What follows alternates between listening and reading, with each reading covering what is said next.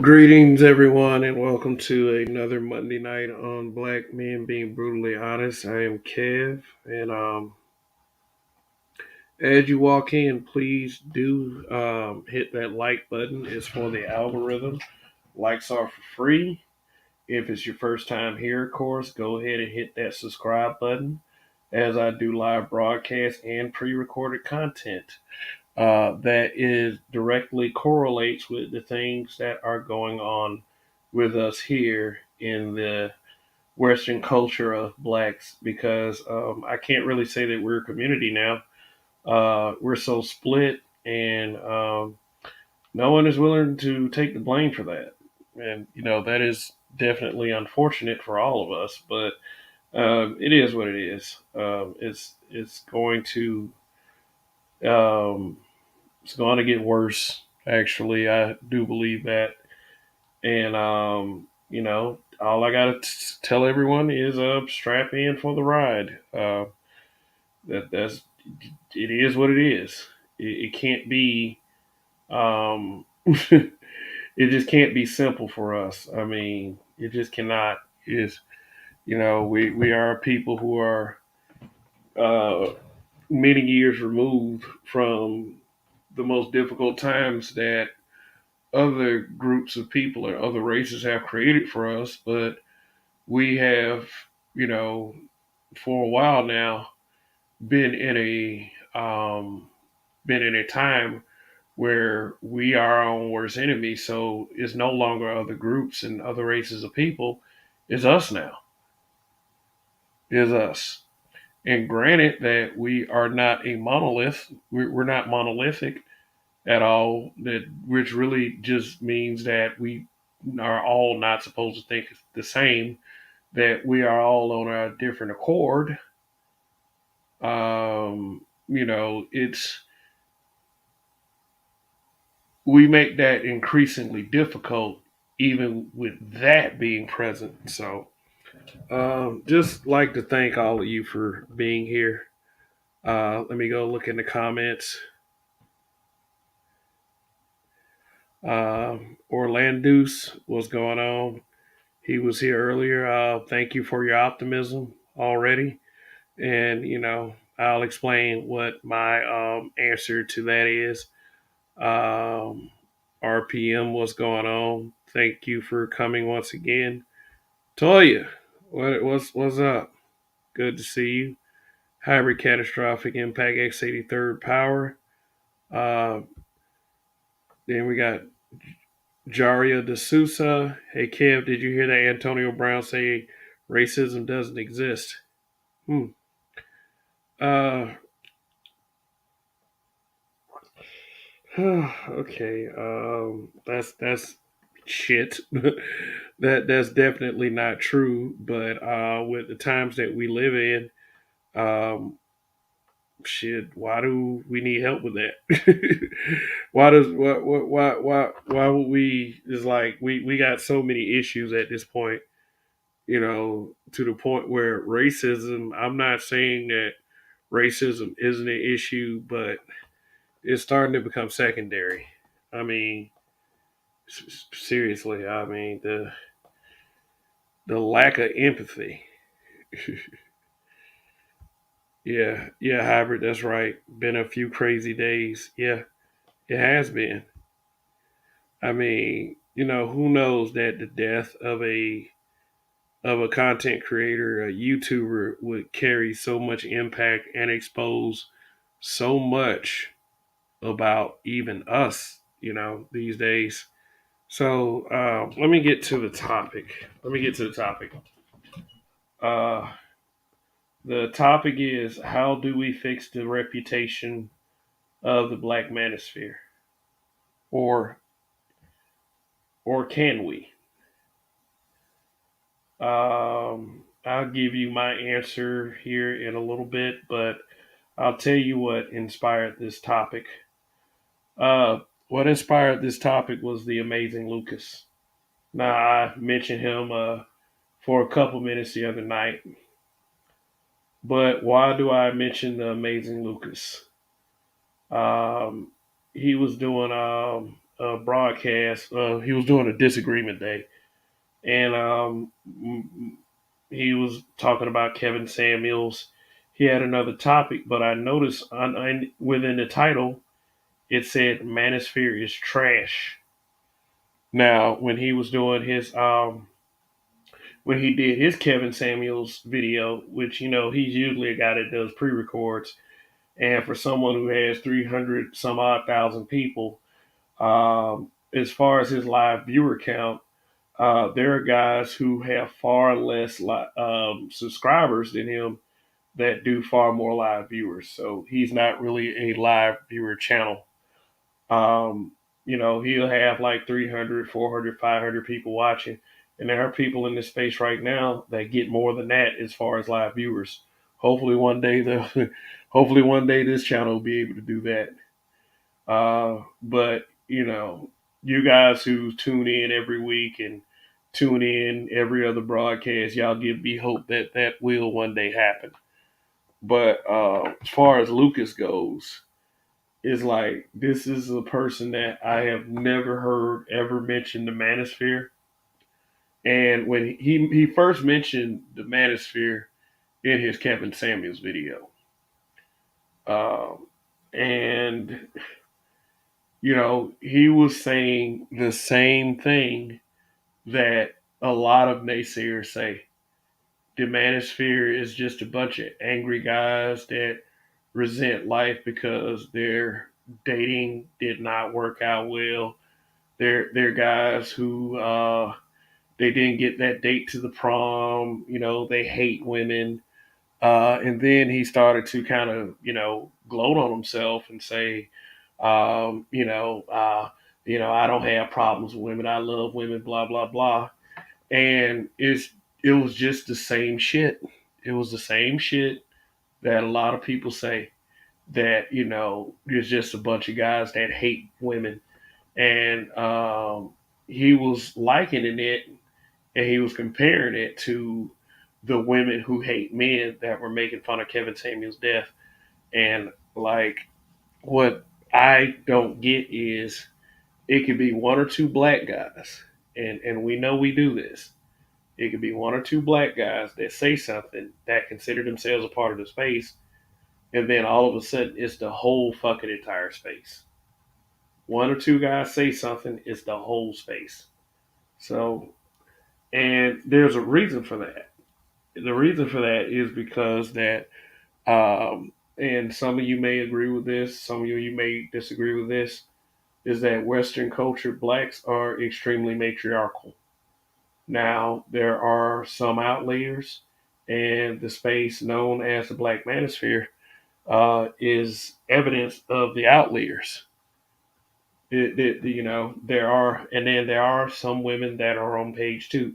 A lot of us are starting to have a hard time believing that because of the display that was put on for the past few days because of the passing of Kevin Samuels, which, wow, it's just damn.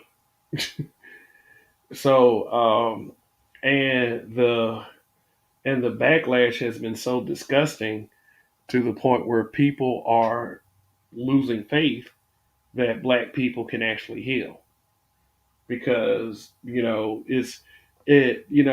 even with Jaria D'Souza saying that Antonio Brown doesn't believe racism exists, after last week with the death of one man, it's almost as if racism is about to take a back seat to another problem.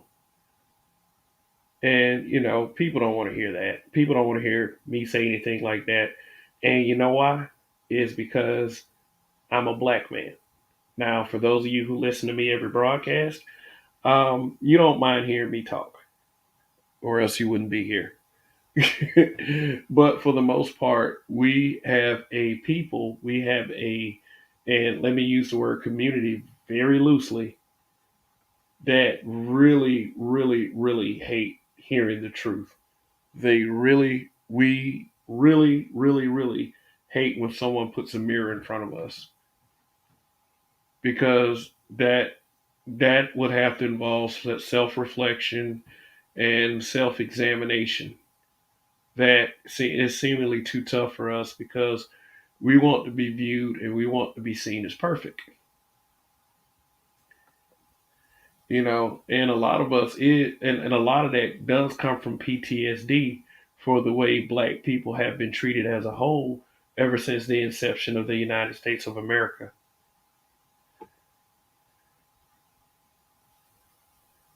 But let me go ahead and get to the answers to the questions that are being asked in the title.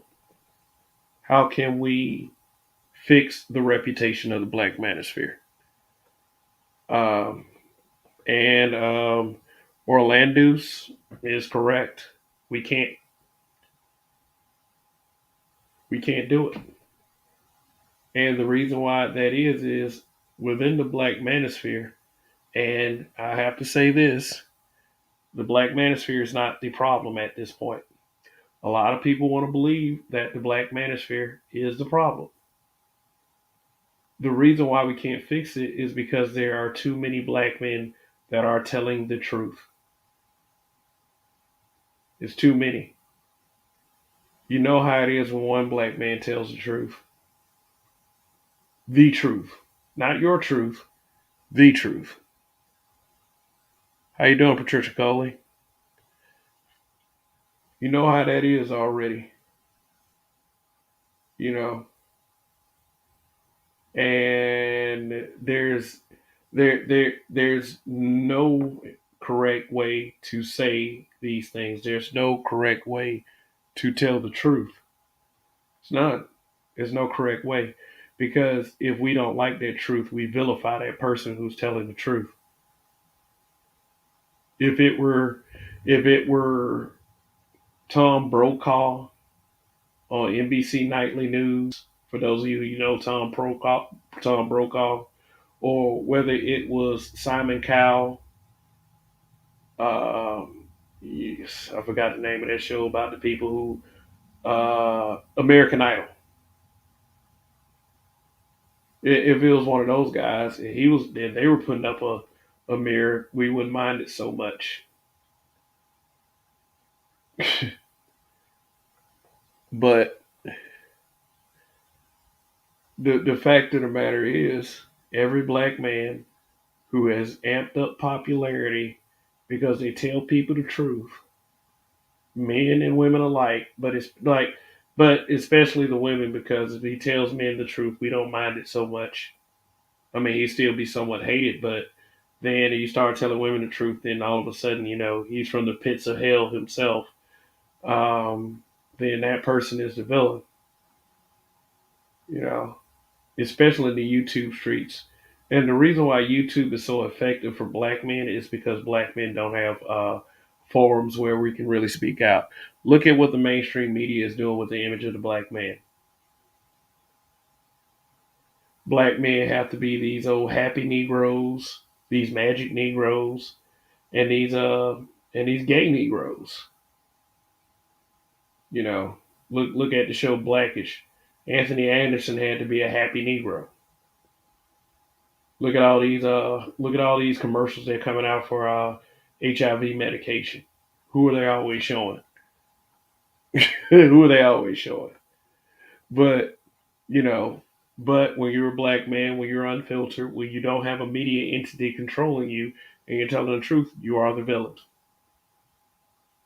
Trust me on that. You are the villain. And I will say it's between it's really between two guys at this point. You know, the first one is Tommy Sotomayor. Wow, like Tommy Sotomayor has probably had about 100 YouTube channels by now because he was unfiltered. He was brutal honesty, and I mean he went to a lot of extremes to deliver his message. I mean the guy just didn't care. And there's been so many attempts to silence him, but every time he gets a channel taken down, guess what? Another channel pops up to the point where the dude really just cannot be stopped. And I've had my differences with, not saying differences, but I don't necessarily agree with everything Tommy says. But I do understand the reason why he catches so much flack is because he's a black man. The second person is, of course, the person who just passed away, Kevin Samuels. Kevin Samuels said it in a much nicer way than Tommy Sotomayor said it. And the treatment that he's getting for his death, it really puts a stain on it really puts a stain on us as Black Americans. It really does, and I hate it. I fucking hate it. I mean, I hated that shit. Like a lot of the reason why I was in disbelief at first at Kevin Samuels' death was because I knew the backlash it was going to get. I knew how sisters was going to act. They celebrating and they still celebrating. And now you got Negroes all over social media said, get over it. Y'all YouTube daddy is dead, blah, blah, blah. I mean, going to every extreme that they possibly can.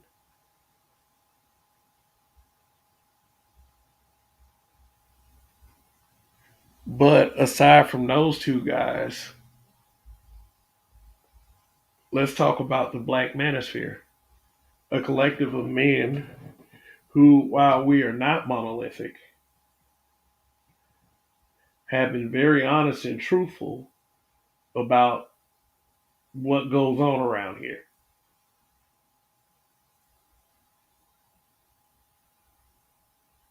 There are a few women too, but a lot of people do understand that even the women catches heat. Even the women catch heat. Sorry, said that wrong. And they catch heat because you know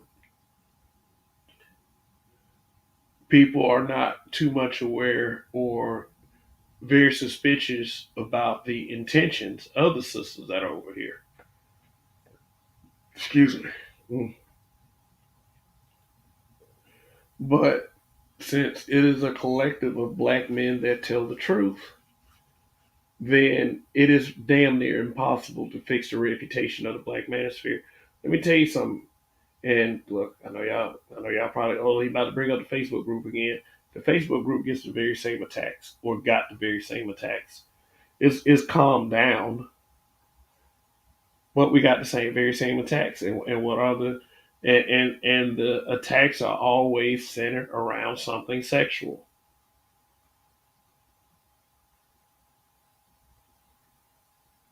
We're just mad because we ain't getting no pussy. This is a platform that bashes black women, which I don't know what makes people so fucking special. I mean, shit. I mean, nobody cares when men are getting criticized. Hell, Kevin Samuels had a channel where he was doing the same thing to men for 5 years, and no one gave a damn. You know why? Because that is normalized behavior.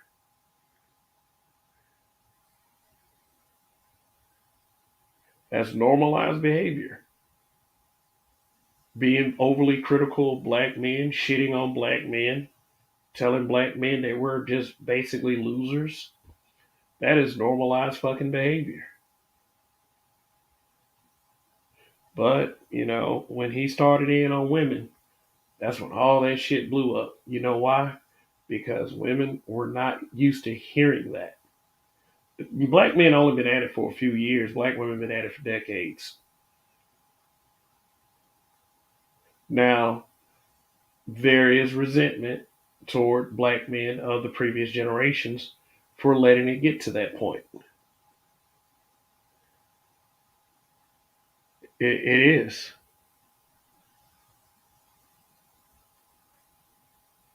It is. Even I have some of that resentment for letting it get to that point. I was a very young guy when I started to realize that there were some very fishy dispositions that women have for men. and it was pushed through mainstream media. There was always mentions of women's rights, feminism,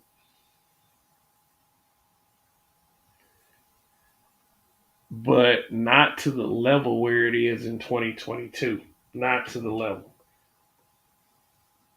I mean, you had some resistance put up by men, but it was always like white men.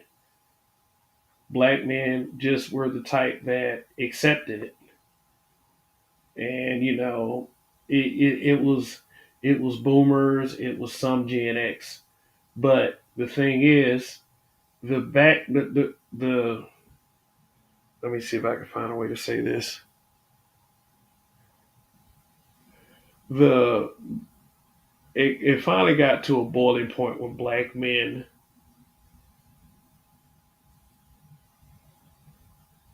at the dawn of social media, I would say. Now, um, I wasn't really like I didn't really know about YouTube in its beginnings. Then when I first heard of YouTube, then I basically used YouTube to look up movie trailers and videos that people put together on really pop culture entertainment stuff. But for men who were around in 2007 and 2008, before the dawn of the Manosphere 1.0, and this is just what I've heard, there were scores of B dubs that were getting YouTube channels that would immediately attack black men.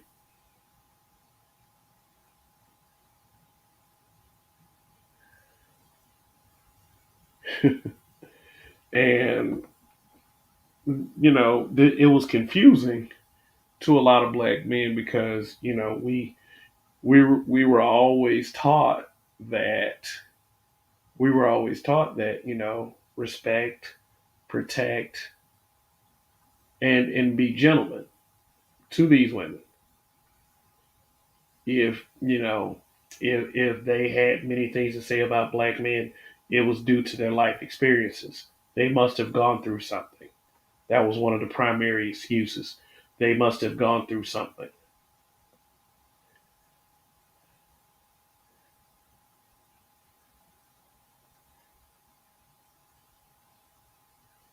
You know. So one thing that, like, when I started to hear about the whole, I don't know, I would say black men ain't shit thing. I would be like, whatever. Now this is me. I would be like, whatever you went through previously is not my fault. And I'm sure a lot of men said that. So, so, but there was no yield in that, the other side. So, yeah. So, I kind of got away from it. I didn't try to sit there and really try to understand female behavior and why was it whenever I told the truth about certain things that I would just get either these looks, or I started getting all this explaining, or people would start to pretend like I was crazy or some shit like that.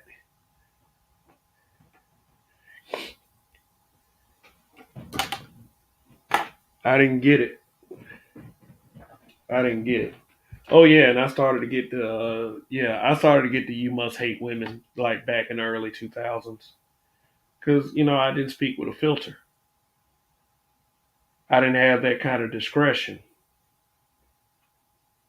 You know, I'll always hear these conversations of women who were talking about their dating life and the whole men ain't shit thing, and I would always wonder why they would put up with that shit.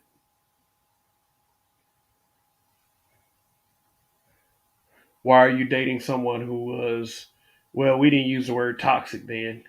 Why did you date someone that was bad for you? That just, but that sounded too much like it made sense to people. So They always took like when I said this a long time ago, they would always default to the nigga settings. Whenever there was questions that nobody wanted to answer, it was always these little petty, little stupid ass things that people would say like, "Oh, why you talk like that? You talk like a white boy." Just to get a joke out, just to segue out of what was being talked about.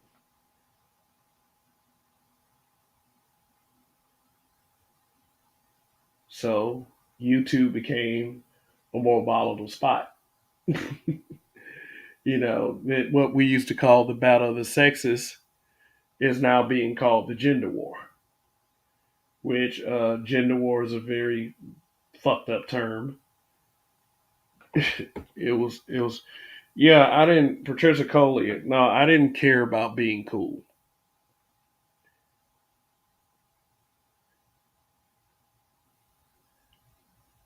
I didn't care. I didn't care about being cool with people.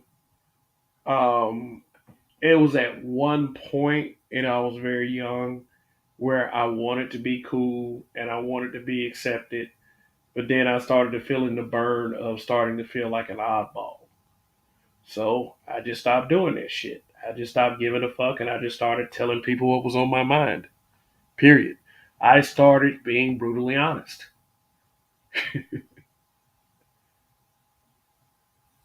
And no one deserves credit for that. Not Tommy Sotomayor, not Kevin Samuels. That was me back in the early 2000s before internet really, really took off.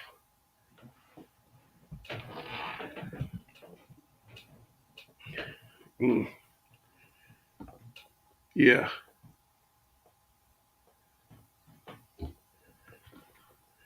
But there were just males, there were men that just came forward and they really started to drop the truth about, certain things because here's the thing. Here's the thing. A lot of us, we got tired of what we would see in our communities, what we would hear about our community. And my belief was, why is it that there were no efforts being made to fix it? Everybody treated it like that, that metaphoric redhead stepchild. Everybody did, you know. People didn't really want to talk about it. We started to glorify the behavior. The mainstream media pushed for that hate behavior to be glorified. Churches didn't want to talk about it. Yeah, I mean, like every church I went to, I grew up Catholic, and I always used to get the ignorant questions about, being a Catholic. But, that was one of the things that made me realize that our people really had a I would say, a real penchant for defaulting to ignorance. I remember like every time like we would get into talking about church and spirituality, I would tell people I grew up Catholic. And one of the first things that an ignorant person would say was I ever touched by a priest? And I had a array of reactions, from confusing to what in the actual fuck kind of person do you think I am? Because people just wanted to be funny. They just wanted to, try to crack a joke or try to impress those around them by trying to make me the butt of it. But one thing that I understood and realized is when you didn't fit into a certain block of how people felt that a black man should have been or a black man should, carry himself, which was way lower than how I saw being a black man, then you were made fun of for any fucking thing.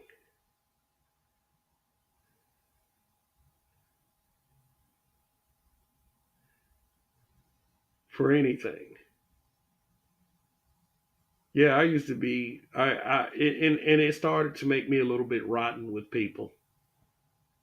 Yeah, I started to really just start chopping people's heads off after that. Now figuratively, with words, because it was like I realized how malicious this stuff started to sound. And one thing I used to get from all of those people was, a bunch of gaslighting. Stop being so sensitive. I was like, okay, okay. So what I did was I would turn the words on them.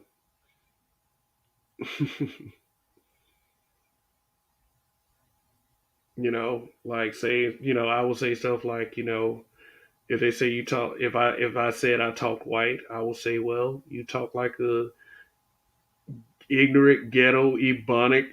Like it was just I would just go down the list of things, and then those smiles were turned upside down. If a woman was like, okay, I don't want to date your type. I would date a thug. I was like, well, okay then. I didn't want to take care of them two big head kids of yours anyway. Shit, what you think the problem is? If there's a way that I wasn't good enough, it was definitely a way you wasn't good enough because I felt like you were missing out.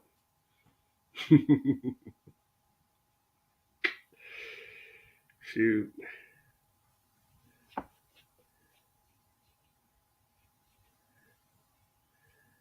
yeah.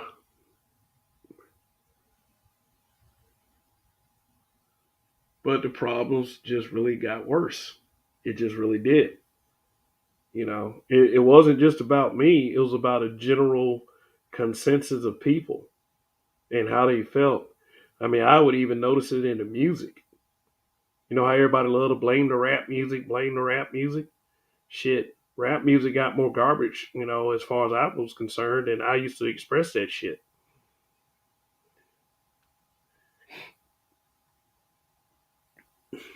Hmm. So, but see, here's the thing.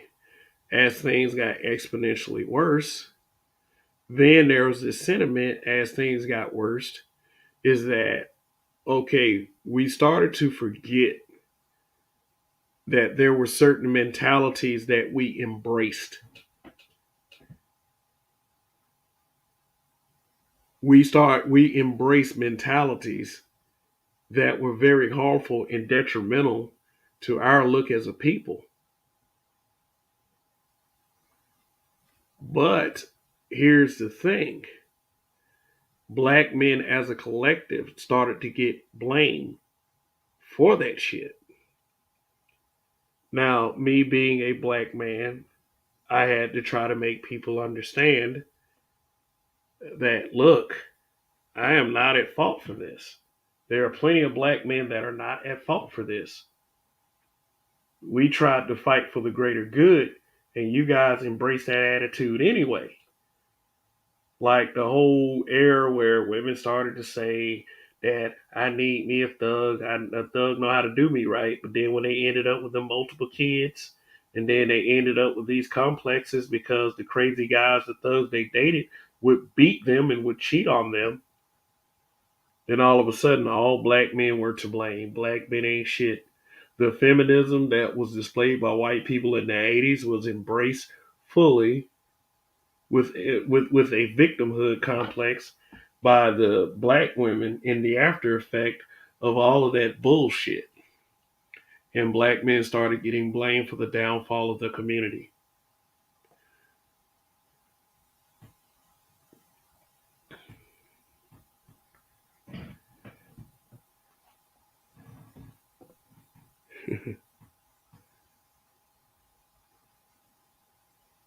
Mercury retrograde begins in the morning, fam. Long live the habitual line steppers. Make sure everything is covered. Strap them up. Lock them down. Lock it down till June 3rd. I'll be in my bunker. I'm just saying.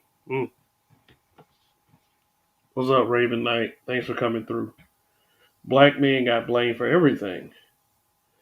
And what wasn't happening was black men being put in. I mean, black men wasn't putting up too much of a defense.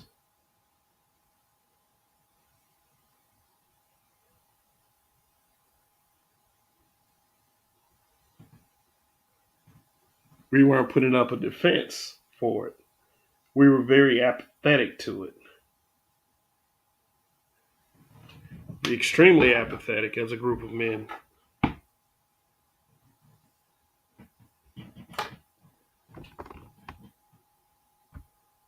We didn't view it as being important. We weren't saying, well, okay, there's something we have to do in order to for things not to get as bad as they appear that they are going to get. Nothing, none of that shit.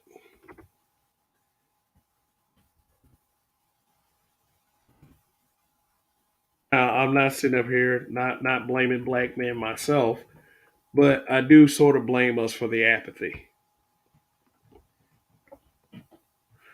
for not taking control when we could have and should have taken control.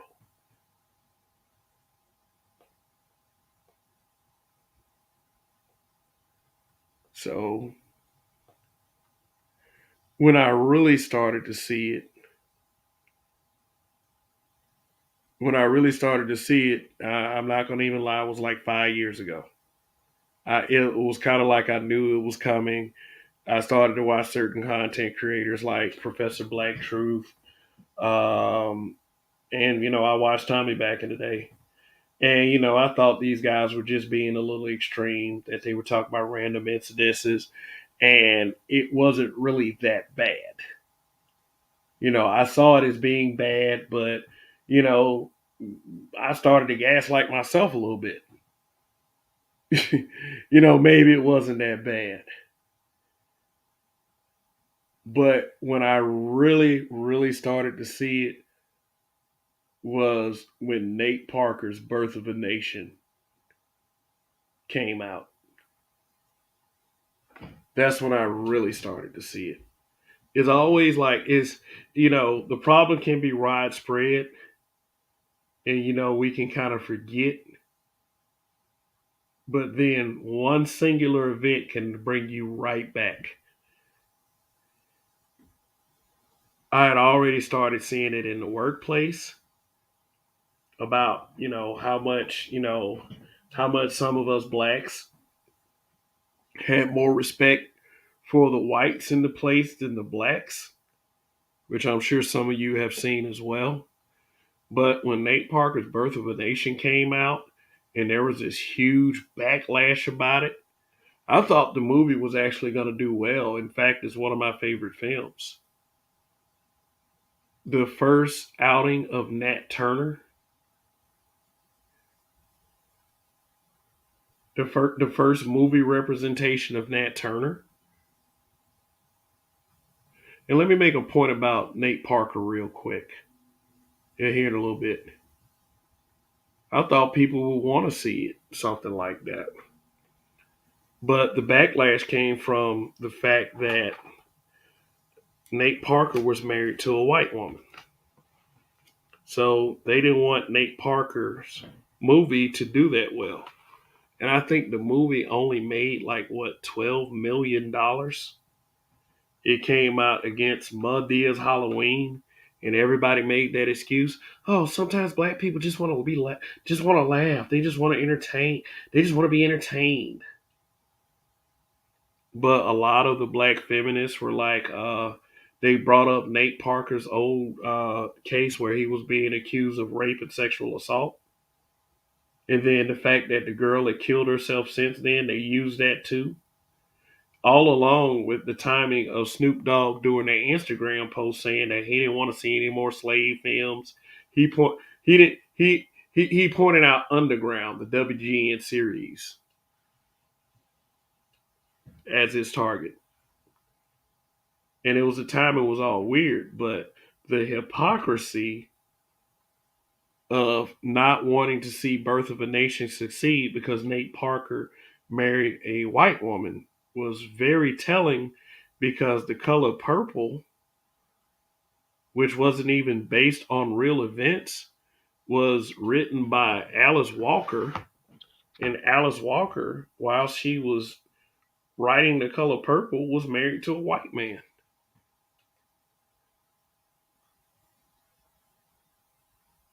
And then all of it just started to come out like, wow, they really got it in for us.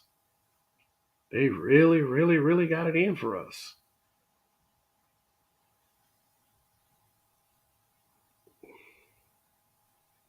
They really got it in for us. So, so because of that, I myself understood that the messages that black men have been trying to say have to get out. And it always did not have to be on some unprofessional, ratchet crap.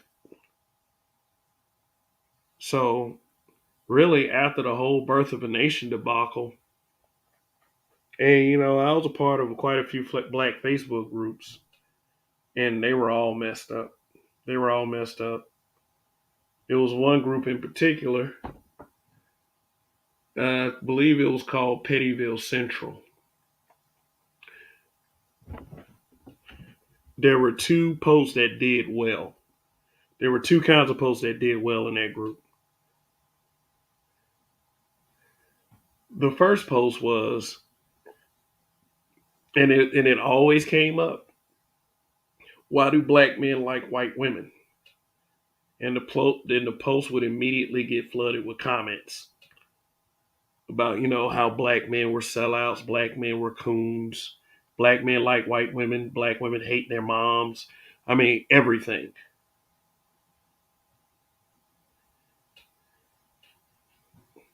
The second kind of post was, why don't black men like it when I'm with my white boyfriend and blah blah blah and all this other shit. It was always about black men. And then the post, instead of, you know, talking about how black men wasn't shit, it turned into a photo album of black females who had taken pictures with white men. They would always kind of say that they were their boyfriends or whatever, and it could have been. It could have been, and I didn't care. I don't care. Like, look, y'all gotta understand. I don't care if she dates Brad. But what I noticed, one thing that I did notice is the hypocrisy. I saw a dude in that group get flamed for 3 days straight because he checked a broad. No, I mean, well, checked a female for talking about his blackness, but she was dating a white man. They flamed that dude for 3 days straight until he left the group. So, so me, I started trolling the group myself.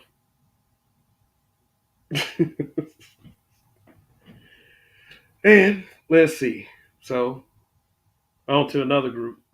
There was another group named Black Thoughts and Critical Thinking, something like that. Well, Black His something, Black something and Critical Thinking, something like that. And the group was okay. It had a couple of Black History posts here and there, but I saw these two posts. There was this article that a girl posted on, and it was featuring Amber Rose and Black China. And the title of the article was "Hoes Be Winning." I made a comment up under the post, and I basically said that I got a baby girl. It was around the time my daughter was first born. No, I think she was like maybe two by then. No, like one. She was one. And I made the comment that I don't want my daughters to turn out like these two, like Amber Rose and Black China. Man, I was attacked by like 8, 9 black feminists. They kept coming at me with comments. A couple of women say, "I don't care how my daughter, as long as she making that money." And then I was like, I hope you're not a mom. Like, I really hope you're not a mom. I really hope what do we call today, capping. I was, man, it shocked me so badly. It shocked the fuck out of me because I'm like, did I really just get attacked? Did I really just get attacked for saying that I didn't want my daughters to be like Amber Rose and Black China? Daughter, excuse me. Did I really just get attacked for that?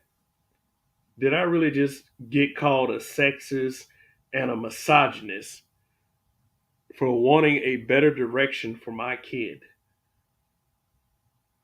To let her know that, and I explained this, I want to let my daughter know that her value is more than just sex.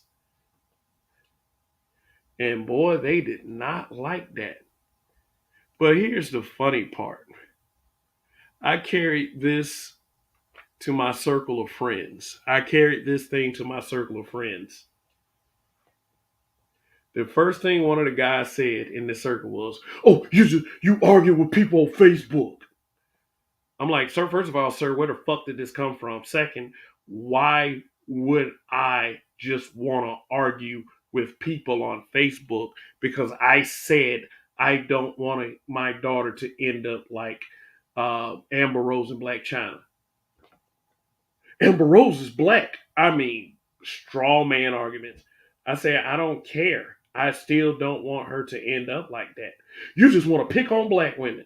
Dude just started simping like a motherfucker.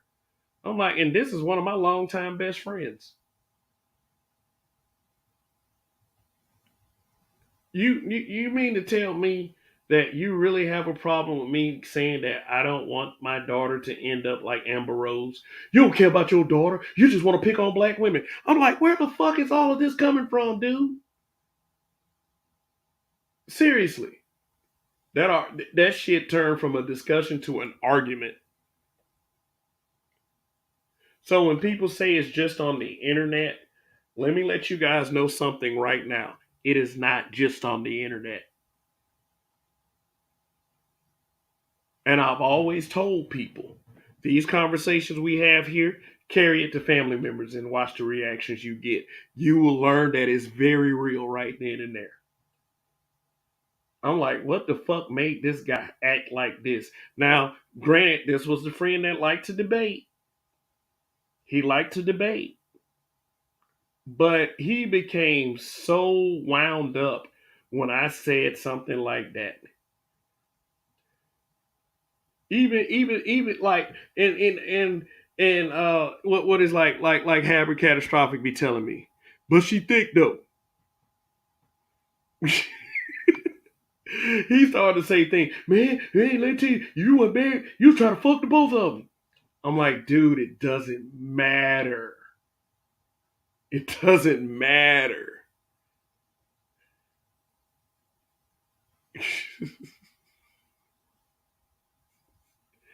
It's like, it doesn't matter. And it really shocked me that not only did you have a bunch of women who thought in this gross way, then this shit locally started to affect the people that were around me because they weren't even on Facebook like that in those Facebook groups.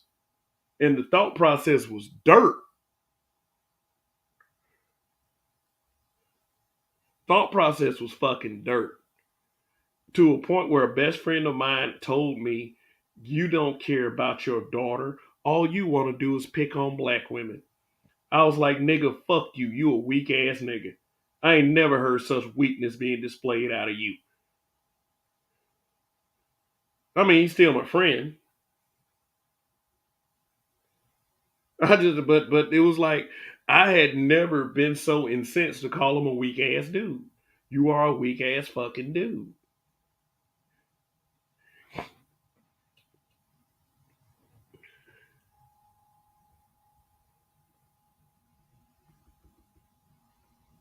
So on top of that, Black Studies and Critical Thinking.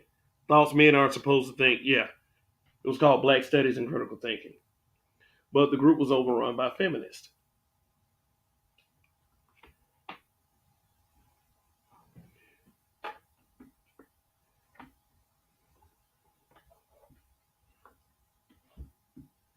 Like it was and simps. Yeah, it was a lot of simps in there. Those were the first time. Those were some of the first time I started to really encounter simps, and simps to the highest degree. So this being an exponential problem that I would eventually get kicked out of that group because if you're a black man that pushes against the grain like that, you know they're gonna kick you out. They're gonna ostracize you. In fact, I started being called in that group itself.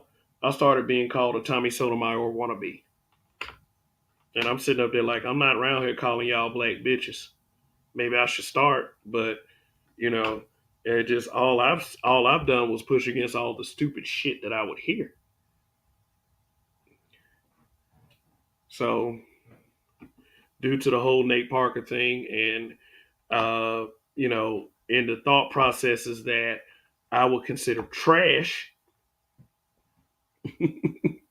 because they were trash thought processes. I'm not gonna be shy about that.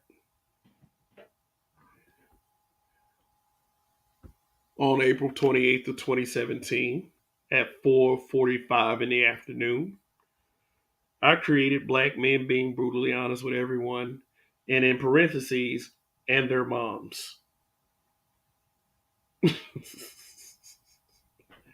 Because because that was really let me tell you about and their moms thing. That's what we used to say down in the South in Montgomery, Alabama.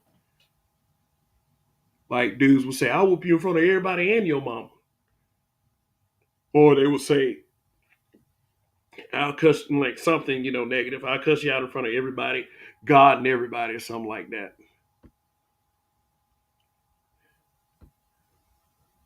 But a few days later, I dropped the and their moms and just named it Black Men Being Brutally Honest with Everyone. And the reason why I chose that name is because of the vile vitriol toward black men by black people, especially B dubs.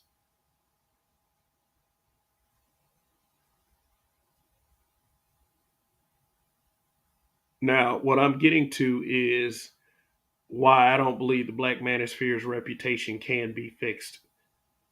And I'm not blaming the content creators either. This is something that has always existed. As soon as I opened up that group and people started to join, and really they started joining by the hundreds, and it was nothing that I ever expected. It was nothing I had ever expected. I mean, the group's at 23,000 right now because a lot of profiles have been snipped since then. A lot of people left the group because we live in a very matriarchal, gynocratic way of life. Nobody wants to hear this come from black men. You could be a black woman all you want, and it'll just be seen as you don't take no mess. And we know that's the truth. But, when people would first join, especially women, they'd be like, what the fuck is this shit right here? I don't care about no black man's opinion. I was like, okay, fine. Get the fuck out of here. I mean, the group was like, before the weekend was out, the group was at 300 members. I had started the group with 60 of my Facebook friends. 60 of my Facebook friends that I carefully selected because they were always saying real shit on Facebook. How much participation do you think I got from those people? None. Barely any. Barely any. I was like, why are y'all so afraid to say it here? But see, the horrible truth was it's just that a black man has led the charge. If it were a black woman leading the charge, I don't believe that those people would have minded it so much. And that's just how it is. It's no jealousy, it's no spite, it's no anger coming from me. It's just that I understand and I realize the truth.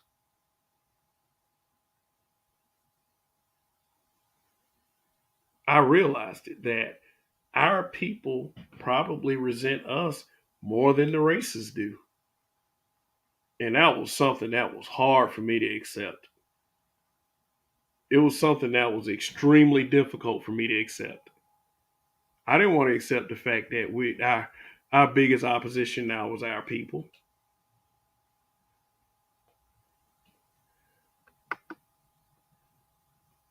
Shaka Nulu, what's going on if you're still in the building? Yeah, I'm kind of. Oh, Dane won. Mister. Oh, was up. I didn't want to accept the reality that that our people were becoming just as big a problem as the racists were. I still had hope, yeah, but I know how we feel about hope in this space. I still had hope. That's why I formed the group. It was a few reasons why I formed the group.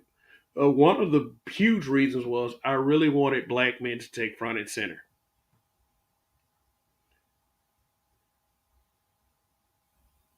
I really did. I really wanted black men to take front and center.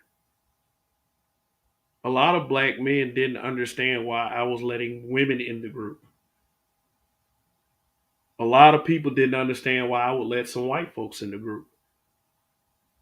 And then I will remind them of the last two words, with everyone. Now, the one thing that, which reminds me, the one thing that really was disheartening was when there would be people that would show up being racist. Instead of clowning those people, they would turn to me and the admin and was like, "Why you let those people in here?" I was like, "Huh?" I was like, I know the group wasn't necessarily for them, but why are you coming to me instead of going to clown them and roast them like you would roast any other black person? Why would you do that? And it happened every time. If a white person came in there talking stuff, instead of instead of defending the fort, instead of holding down the fort, they would come to me and ask me why I let those folks in. I was like, look, man, this is a really weak look. I remember a whole week people were going at the admin just because of the formation of the group, the whole fucking week.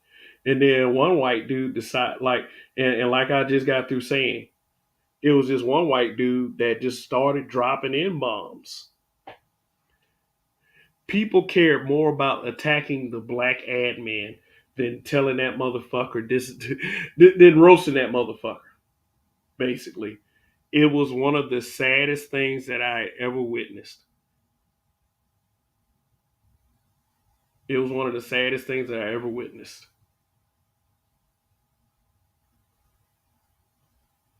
I mean, let me tell you something. I've been through it all. I've having like people taking ripping my pictures off my profile, making chops, all that shit. It was like all that shit.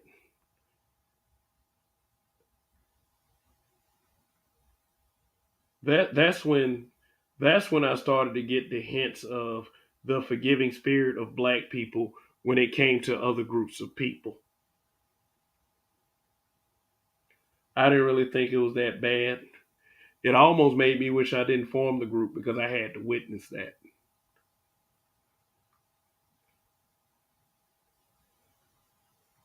All people cared about was somebody telling a black woman the truth. Now, I ain't gonna lie to you. There was a couple of trolls in that group that made it tiresome.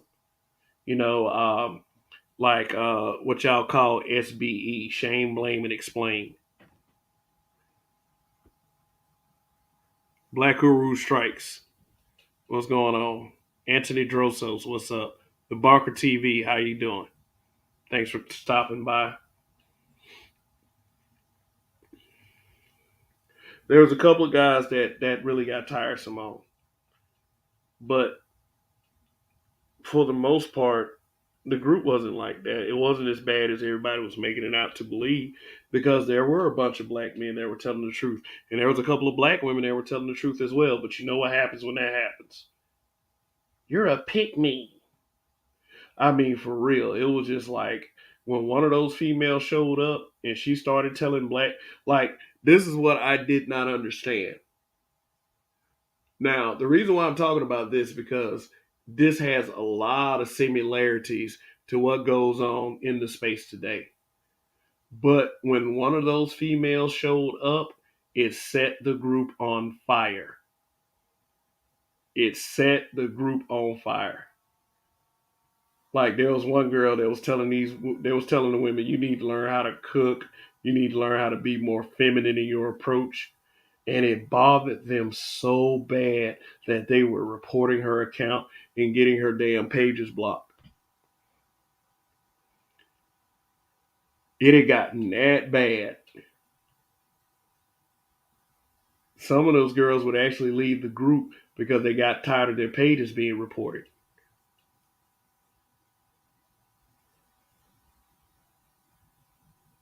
Pick me. That's what they were called.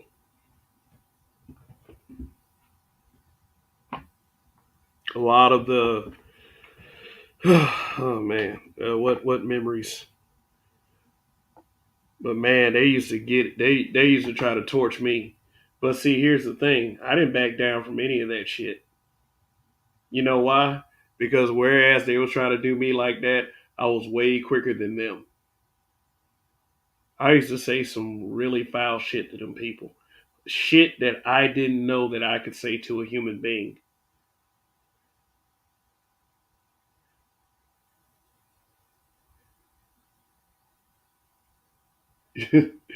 I mean, it was nuts. I used to get nasty DMs all the time. Fuck you in your life, old sissy ass nigga. Fuck you. You must be gay. It's like I was like, wow, man. You mean to tell me y'all really took the time to message me this? I used to just laugh at them. People were trying to sully my reputation in other groups. That's that weird group where they condone child molestation and rape. I mean, if you want to damn come down on a black man, you lie about sexual deviancy.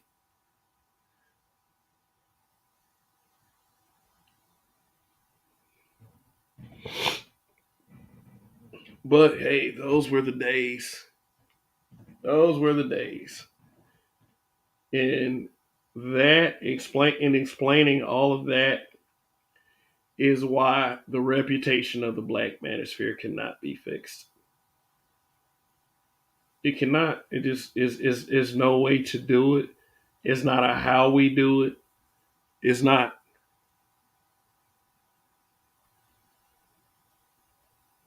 because having that experience, which I'm very thankful for, showed me that no matter what you do, no matter what you say, you cannot be a black man that is brutally honest without a ton of backlash.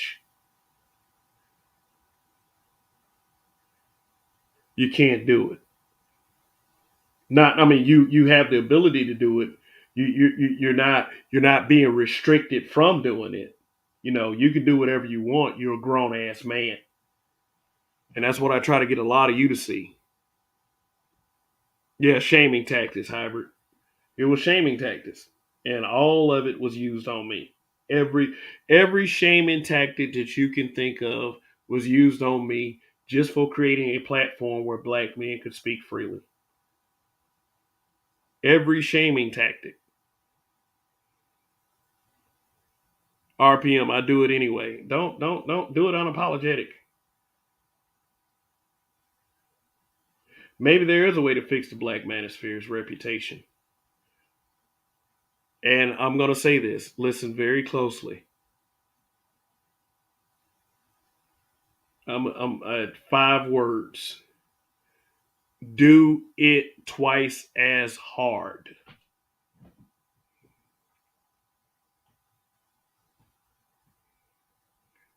No, Patricia Coley. No, Patricia Coley. No, they don't get tired of saying the same things because, like the Kevin Samuels Facebook groups, they're saying the same things. Is this a platform to bash black women? I was like, this is so fucking old.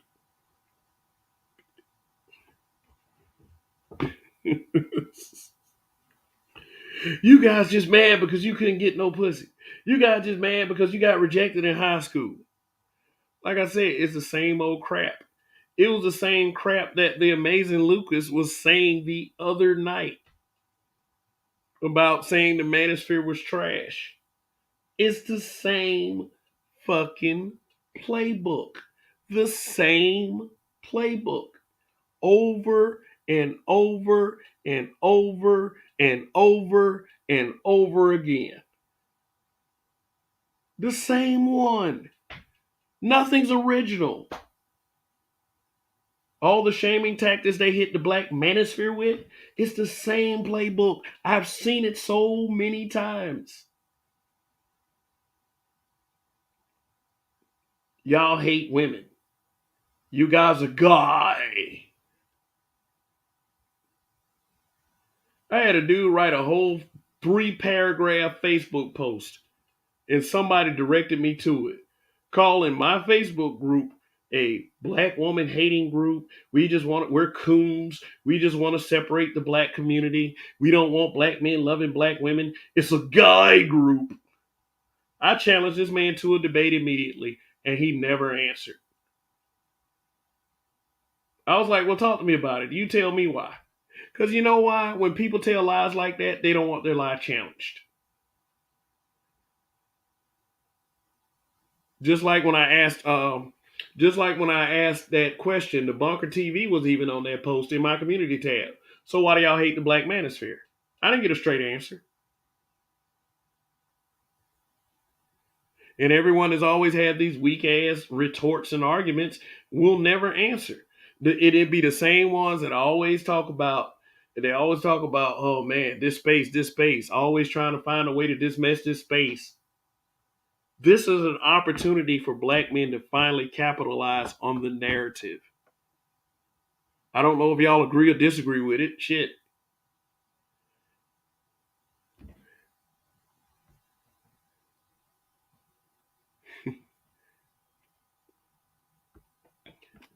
Look at Hybrid's comment.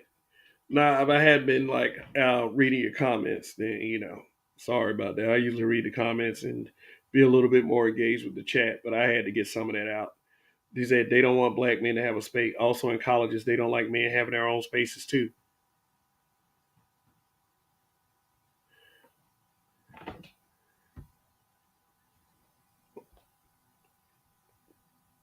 Let me see if there was some significant comments I missed. Black Guru Strike said a renegade slave is not going to have a good reputation amongst his former slave owners and managers. No. Also, Hybrid said simps are the biggest problem because they enable this behavior and entitlement. Yep.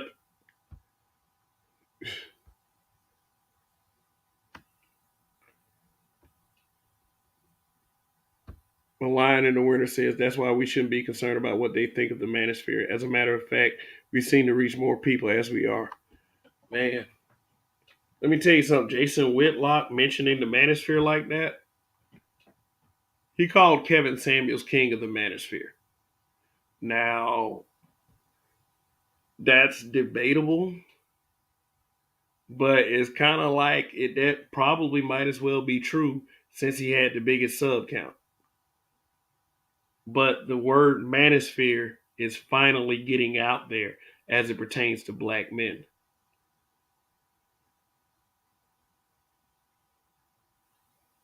It seriously is. And I'm happy about that shit. I really am. Because I want to see black men win this.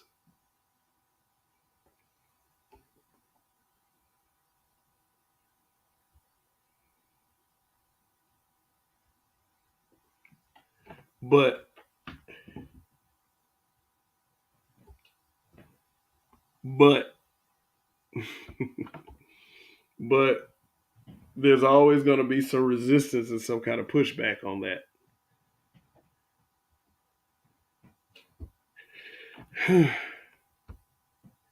Black Guru Strike said there is no fixing this without black men legally separating from black women.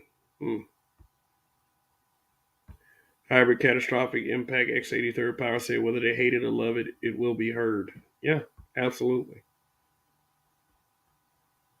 Anthony Drosso says, holding your tongue paints a target on your chest. I learned that the hard way.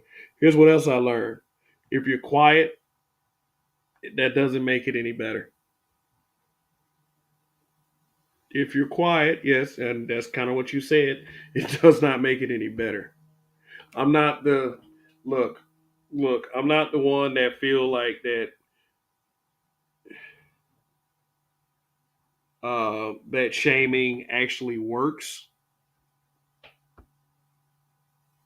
But I mean, I refuse to say that they're unbothered and they don't care because obviously they do. When you say people say that they don't care about what Kevin Samuel said, that is complete fucking nonsense. It's complete nonsense. Patricia Coley said, so that would explain why the original Black Panther Party got shot down so quick. Mm-hmm.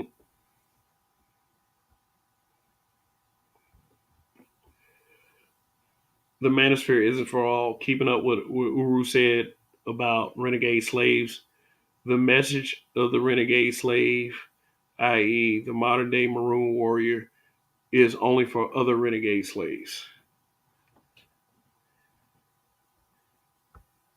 Black Guru Strike says, being nice doesn't make it any better either.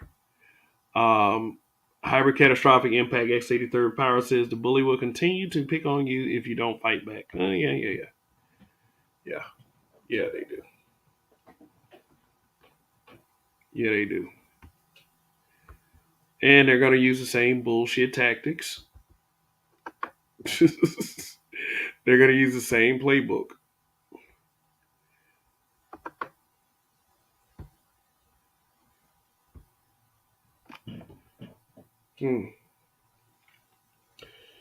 Well, what do you guys think about my solution for and yeah, my let me remind you of my solution for how to fix the Black Manosphere reputation. Do it twice as hard. Whatever they're complaining about, if they have a problem with what we are saying and we know in our hearts is right, do it twice as hard. Get on their nerves just that much more.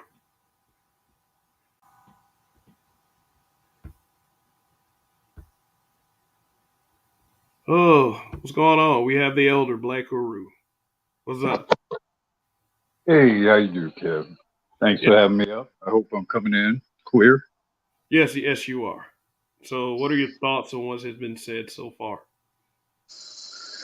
Well, I mean, with respect to the reputation of this environment, like I said in my slave analogy, I I don't think our reputation is something we should be overly concerned about. I mean, in a system where you're the designated fall guy or the designated, loser, if you will, any attempts to extricate yourself from that designated position is not going to be met with a lot of kindness and positive feedback.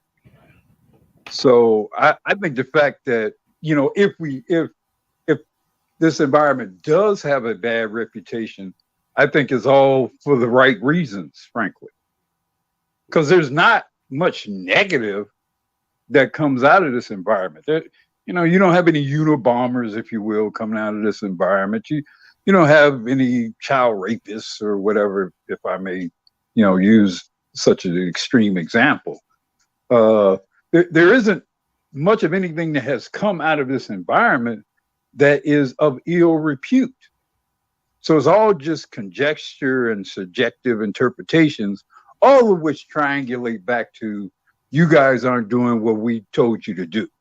I mean, that's what all the criticism that I ever really see of this environment amounts to. You guys refuse to do what we all, and we all being white folks, other non-black folks, and of course, black women need you to do. How dare you? How dare you not continue to be our designated loser? So when I hear, or this notion of the reputation of this environment, I think having a quote bad reputation, as best as I can see, is a good thing, frankly. Mm, yeah, just kind of like of embrace being the villain. But do you believe that all these, I would say, in a strong quote finger, shout out to Mr. Z, is this all these attacks? Are they divide and conquer tactics? Just designed. What do can you elaborate in terms of what you mean by attacks?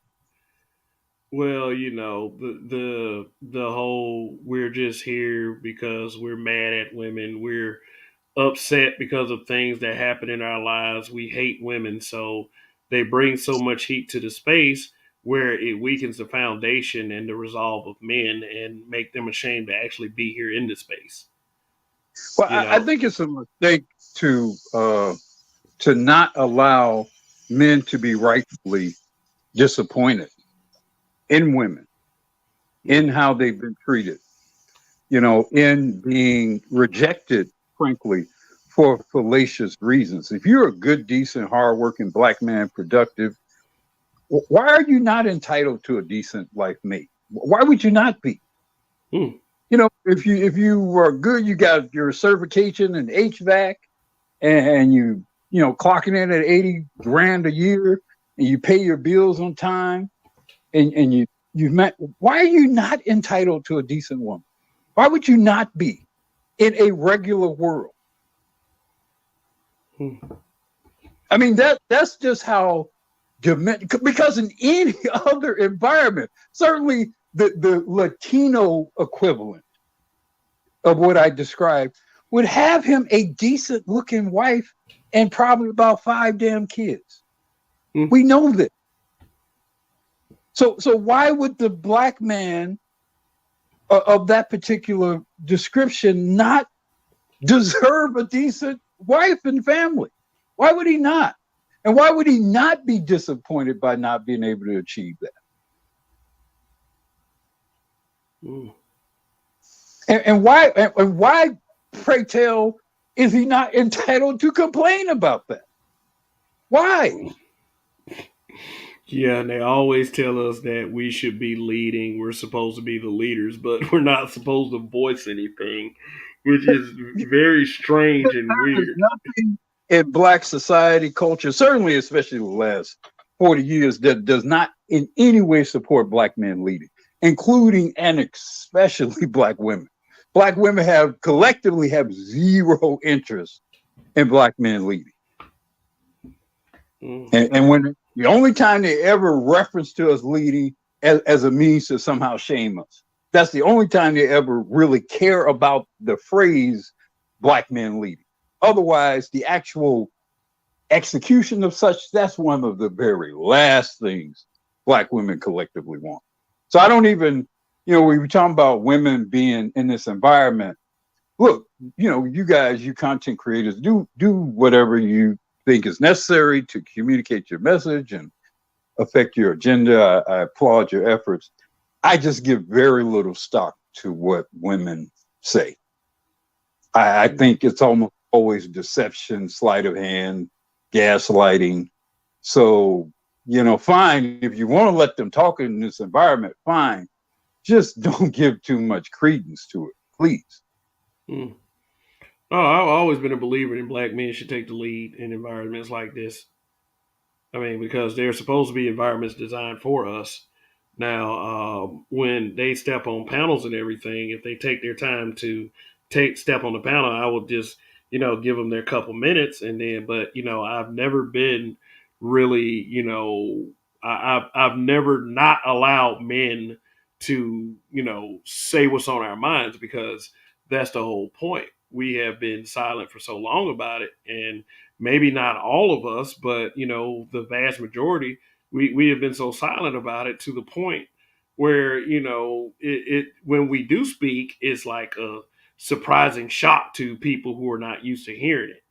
Now, let me ask you a question. Would you think that that blame belongs to previous the previous groups and previous generation of black men as to why it is so strange to hear black men speak on certain things? Or is Uh, that a well, cop I out? mean, I think that I certainly agree. There's an element. I mean, there's always been an element of black men being sort of our virtue being partly a product of us sort of like uh, I don't like the term alphaing your way to it, but you're familiar with the legend of John Henry. That's a an ethos that I will often evoke, and that is of the mighty black man who powers his way through things, irrespective of how monstrous the task is. And of course, we end up it usually end up killing us, right? So Oh yeah. there's this. I mean, this is a legend that was proudly. I don't know how prominently it's featured today, but when I was growing up, that was an aspiration of yours to be a living embodiment of John Henry. And we've seen it play out, with Dr. King and Malcolm X and all these guys, where you're supposed to essentially sacrifice everything to an impossible task and die quietly somewhere. And then maybe a few of your family members remember you and speak kindly of you, uh, that sort of thing. So, and you're a nice picture and a photograph, or on over the fireplace or something like that. Mm-hmm. I mean, that was kind of, so a lot of us have been, particularly us older men, have been raised up in that sort of ethos, and that has been expertly used against us by black women in particular. The larger society in general has used that against us. We saw that happen, frankly, with Jackie Robinson. I mean, I have a very, I have a complex view about the legacy of Jackie Robinson. Jackie Robinson died at 50 years old. Mm. And when he died, he looked like he was about 80 years old. And he internalized all of this brutality from the society, carrying the weight of the ascent of black people in this country by way of baseball. So he was kind of, you see a lot of that amongst us. That's been very much how we've been bred, the whole beast of burden type of thing. So when black women over the last 40 odd years engaged in this a sort of propaganda program, there was always this sort of hesitance about engaging in kind, but then also where we're at a disadvantage was, now there would be a few of us who would, brothers kind of spoke out against Oprah and a lot of that stuff. I remember there being a lot of criticism about a lot of the propaganda that really kind of came up in the 80s and 90s, but there weren't really much of any sort of venues allowed or accessible to black men to assert a real genuine debate or polemic of all of the black misandry of that time. So it wasn't just that brothers were just kind of not speaking up. It's just that when we would attempt to speak up, there were no venues for that to be revealed in any sort of meaningful, broad scale, effective way. Again, the only reason we've reached this point now is the advent of social media. Social media didn't exist in the 80s and the 90s, and even the early 2000s. So a lot of times we don't really see the whole logistics of how and why. A lot of what happened is a product of logistics. I mean, we've been talking about Kevin Samuels. His ascent was a product of COVID. There's no COVID. There's probably no Kevin Samuels is the biggest black male media figure. So a lot of what happened is a product of the logistics of things, either geography, in other environmental circumstances, certain social, political, economic circumstances. And a lot of what happened or didn't happen, first of all, a big part of what happened was brothers were getting locked up. Let's not forget the fact that there was essentially a war on young black men for several decades in this country. So a lot of the voices that might have stood up in the 80s or the 90s was locked up somewhere. So I hear what you're saying. I appreciate it. I think there's a valid critique of what brothers did or didn't do, but let's just do a full and fair one. And let's consider the circumstances of the men during the time, to which we were. Okay, well, yeah, I do appreciate the perspective that you have just given. Yeah, I'll respond to it in just a second, but let me read these super chats that I just received. Said God of Raw said the Black Manosphere has never been a good name. Um, yeah, because we will have our own people attacking it just because black men are central to it. Manosphere is not a good name because of the white part, and it's like there's a lot of incelish behavior that does speak of violent rhetoric against women. And I mean, I've only heard a couple of content creators, but Manosphere, the name Manosphere doesn't have a great stigma to it. And I get why that is, but at the same time, it's a new day, it's a new set, and I would say that try to have more of an open mind. But we're all entitled to our opinions. Now, I saw your other comment down there, God of Raw, but Hybrid already pretty much took care of that one. Uh, and here comes Indigenous TV. Thank you for the super chat. He says, as the new godfather of the Black Manosphere, my first order of business, no suits, no SBE, no canes, no tricking, no Mexican lawyers. Let me stop. And, okay. He comes in again, no Moynihan reports or Mace Windu ninjas. And I pretty much know who he's talking about, but I'm not gonna say it here.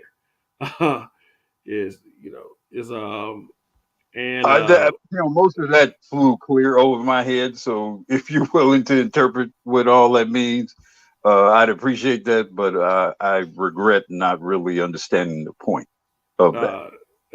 Yeah, but thank you guys for your support. Your monetary support is always appreciated. Um, Yeah, but as far as what you were saying earlier, some of us, and from what I hear, a lot of the older crowd, it sounded as if you were saying that, that some of us, when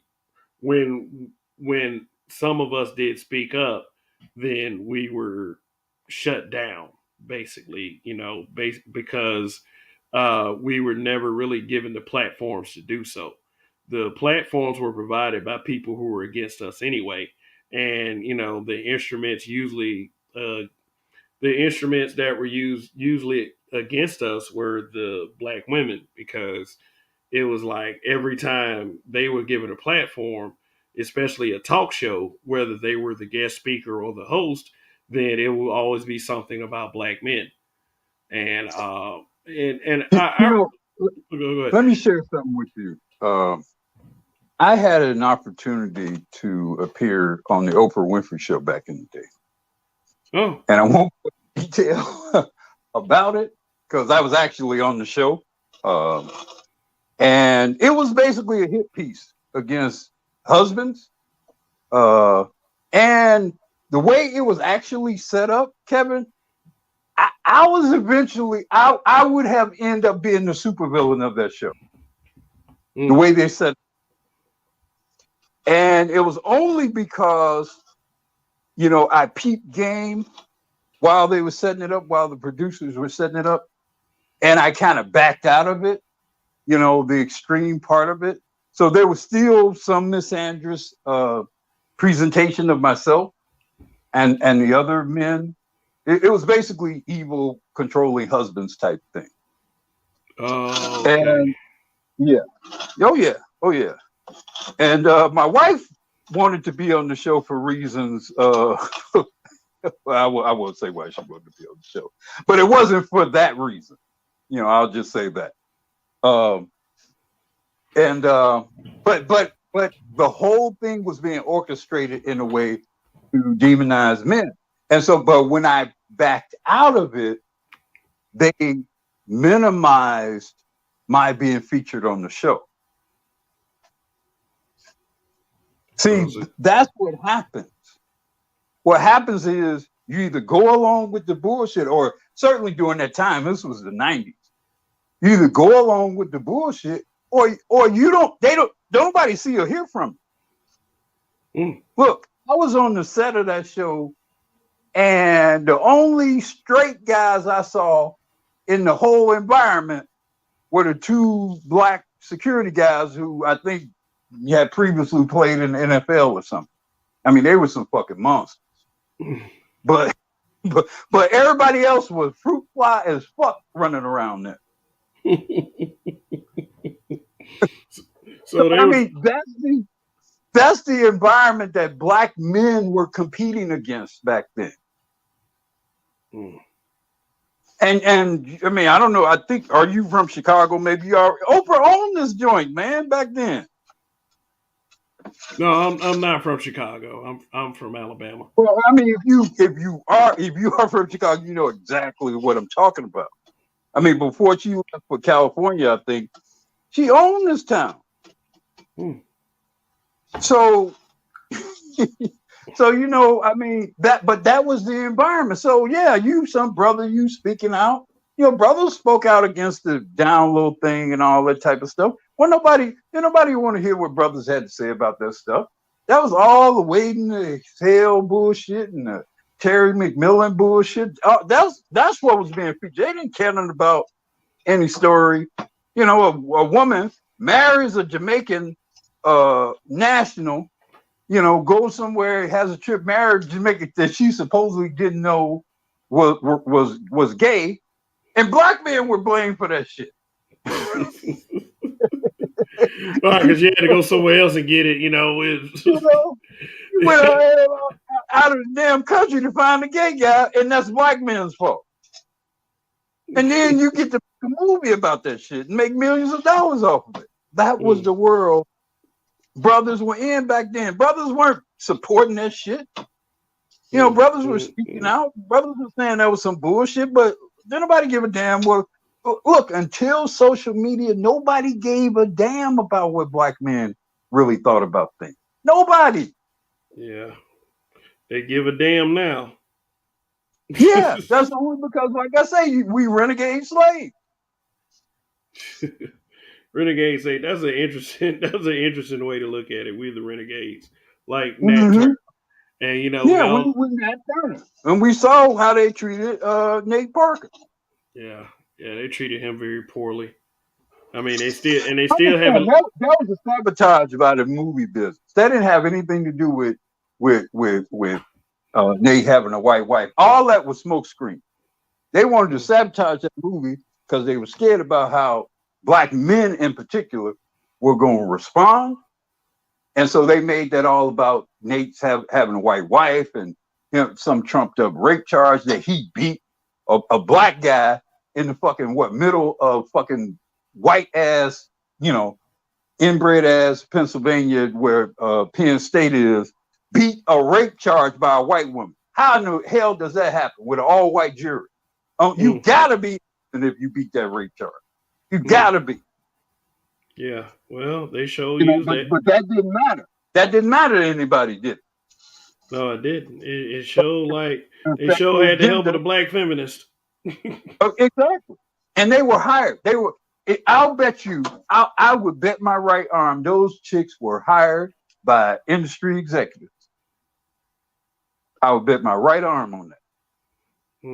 Because notice how quick they came and went. Nobody ever said shit about Nate Parker's past until that movie came up. Nate Parker had been making movies, doing well. He was in the Denzel Washington Great Debaters. Red Tails.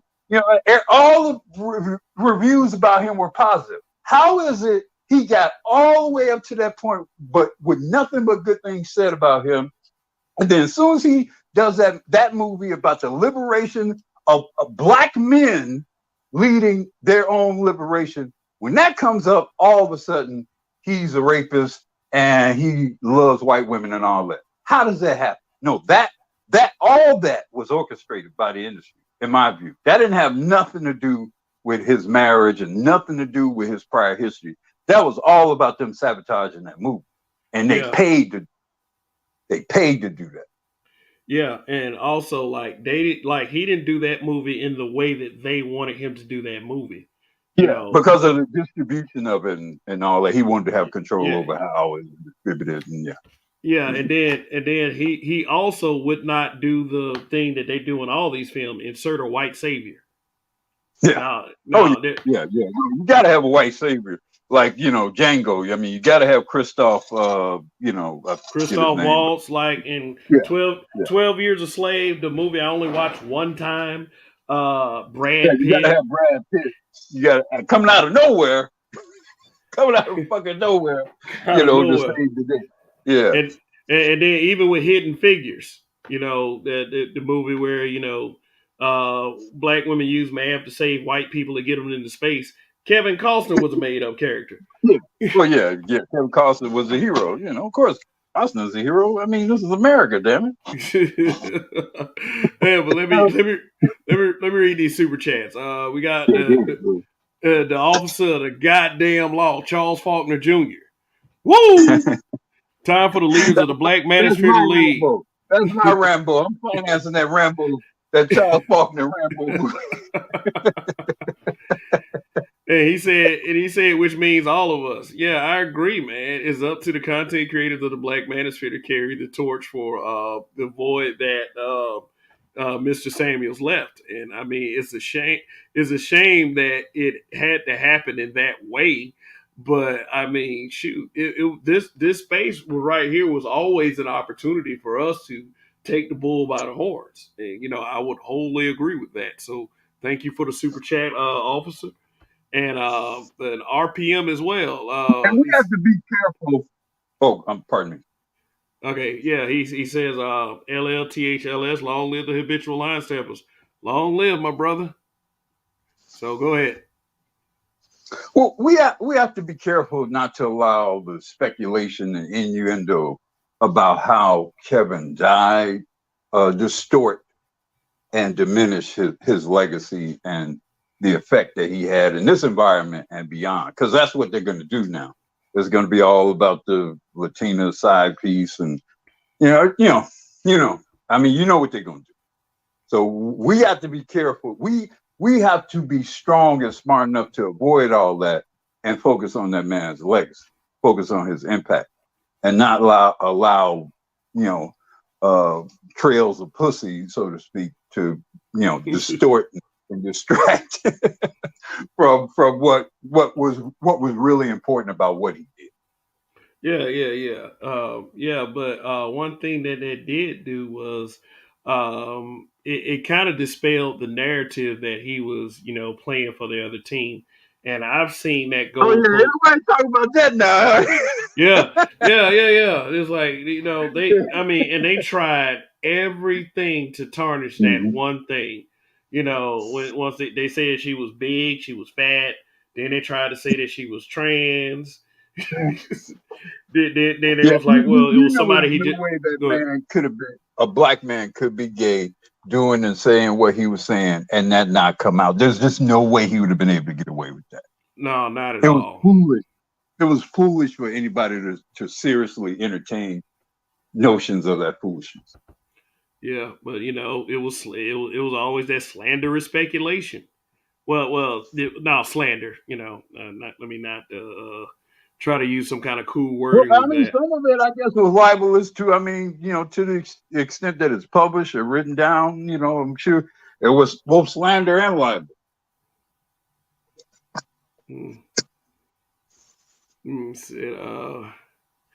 I don't know. It said, God of Raw said, what legacy did Kevin Samuels really have?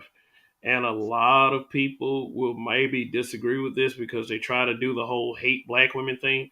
but he was really trying to help them hoes. Well, I think the legacy he did was show what they really are. His legacy is not any because ain't no saving some 40-year-old, 5-time baby mama. Come on, stop. Ain't no saving that home. No, the saving her is showing her. I mean, the value or the benefit. The brother who offered the question is this your queen? You know. So I interpreted what he did was. Now I don't know if it was his intent. I don't know if he was being sort of counterintuitive. Perhaps. I'm sure to some degree he seemed like a smart man. So I suspect that this is true. I think to a large extent, it was less about the women and it was more about brothers. This is what y'all got. Do y'all really want to deal with this? Is this really worth it? That's how I came to kind of see a lot of that. And then I'll say this too. A lot of people got to step outside the scope of YouTube. Like, as far as him trying to contribute to improving the black male image, I've seen plenty of pictures of him in groups of black men, where they would get up and they would start talking about it. It was, oh, the Logic Spear, what's going on, man? Yeah, and as like if you look outside the scope of YouTube, he was really doing a lot more than just doing a call-in show. So, I mean, well, but even if his scope was limited to YouTube, I mean, let's be real. There are like billions of people on YouTube at any moment of the day. I mean, YouTube has and social media in general has supplanted the value and the effect and the participation rates of your traditional broadcast and even cable television. So I mean, saying, well, he was only a YouTube phenomenon. Well, I would push back on the notion of him being only a YouTube phenomenon. I would say, even if he were just a YouTube phenomenon, the scope and the effect of what he did is still very potent and valuable. All right, Indigenous TV. Thank you for the super chat. He said Kevin's legacy is SBE and Suits. It's funny because deep down he was SYSBM and often talked up other races of women, but business made him save Keisha. But I don't think he was. See, okay, I never got the impression that he was being deceptive about that. I mean, in fact, I think I have heard him allude to having been involved with non-black women. I don't recall him ever asserting that he exclusively dealt with black women. Do you? No, I wouldn't believe so. So okay, he, I mean, it's kind of went out like Nelson Rockefeller, but I mean, so he just happened to be with some Latina. That don't mean that 3 days before he wasn't with Keisha. He could have had the Dream On scenario if anybody remembers that show, just sleeping with a lot of women. Yeah. And I mean, what's wrong with that in the scope of brothers, who are single and I mean, if he was practicing safe sex, look, we don't know how he died, so maybe you can speculate on whether there were some other health issues with him required. And I gotta share something with y'all real quick, but let me go ahead and read Indigenous TV's other super chat. Once again, I appreciate that, brother. He said the video Black Ram 313 did was a perfect introduction for a new chapter written in short when he said, "Let the message pass on" with Kevin Samuels. Now, I still hadn't checked that video out yet. It's been a busy day for me, but I'll be sure to watch that video as soon as possible. It's great work.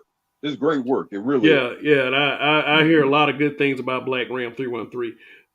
Let me mention something real quick because like Kevin Samuels, I myself am a cancer survivor, and a lot of people are trying to comment on his health. They're saying like the Red Bulls did it, the constant work did it. Let me tell you something about chemotherapy and radiation treatment. And here's how I know, because the doctors talked to me quite a bit when I was 15 in the hospital with it, and I overheard them talking to my mom, God rest her soul. There are chemotherapy drugs that can affect your heart.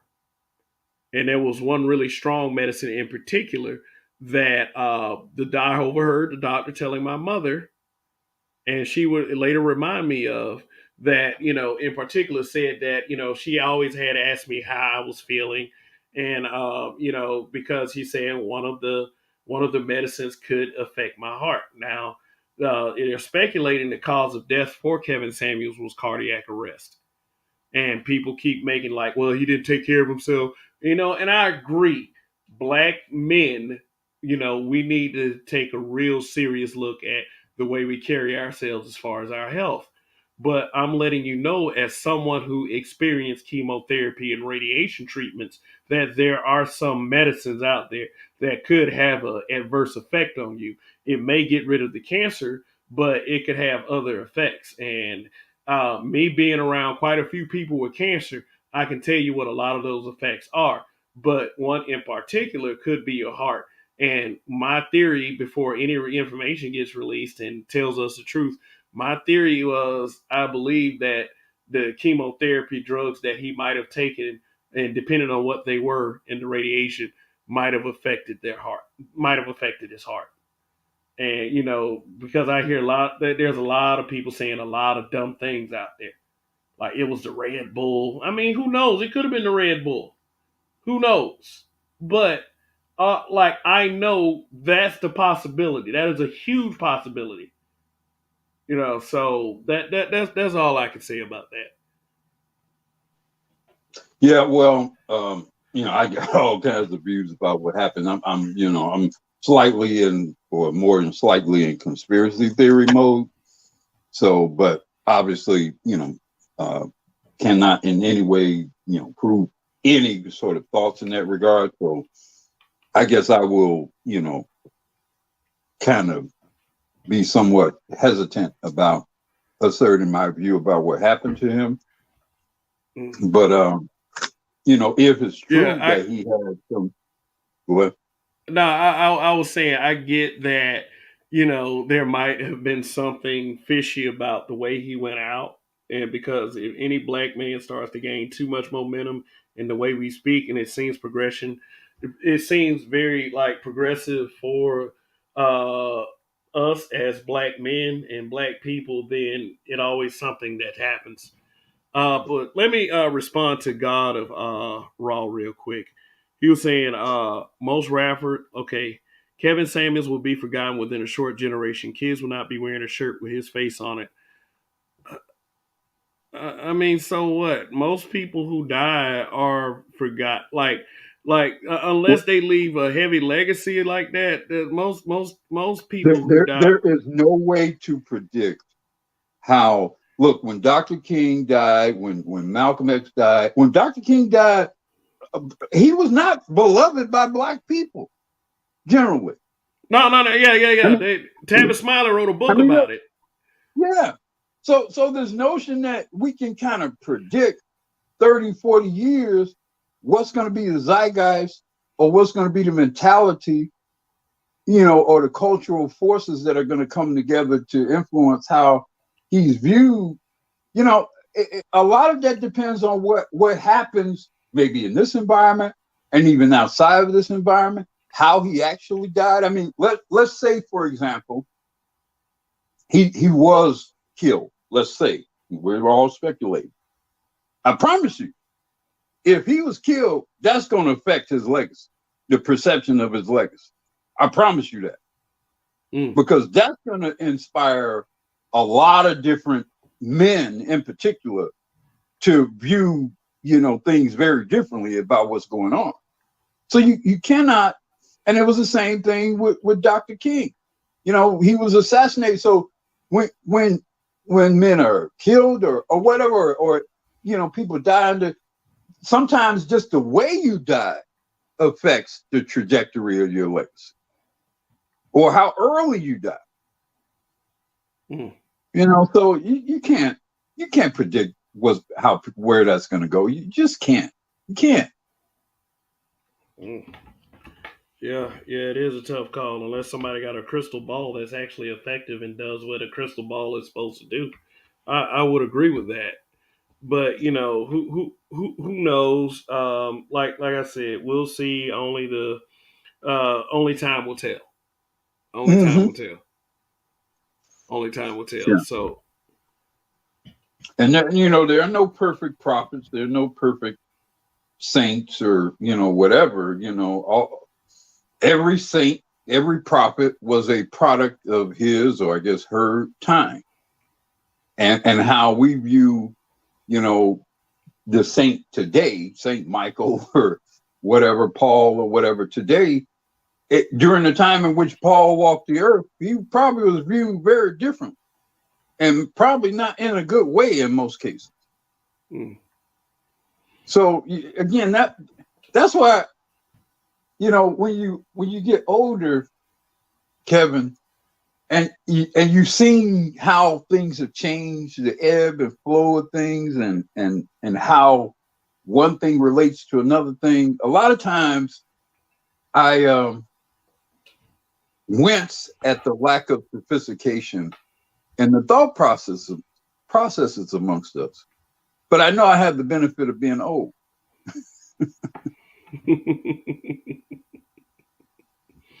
yeah, and with age comes wisdom. Yeah. Well, at the very least, it gives you perspective about things because you've seen things. You know, I mean, a lot of times you can read about stuff, you can, whatever, or think about it, or maybe if you're particularly smart, you can, prognosticate to some degree. But it's just a whole other thing when you've actually seen, for example, the neighborhood go from being all black to all Latina, just for example. Mm. But if you ain't actually saw, for example, a whole neighborhood of black-owned stores, well, most of the people who are listening to me have not seen that. Well, I actually saw that.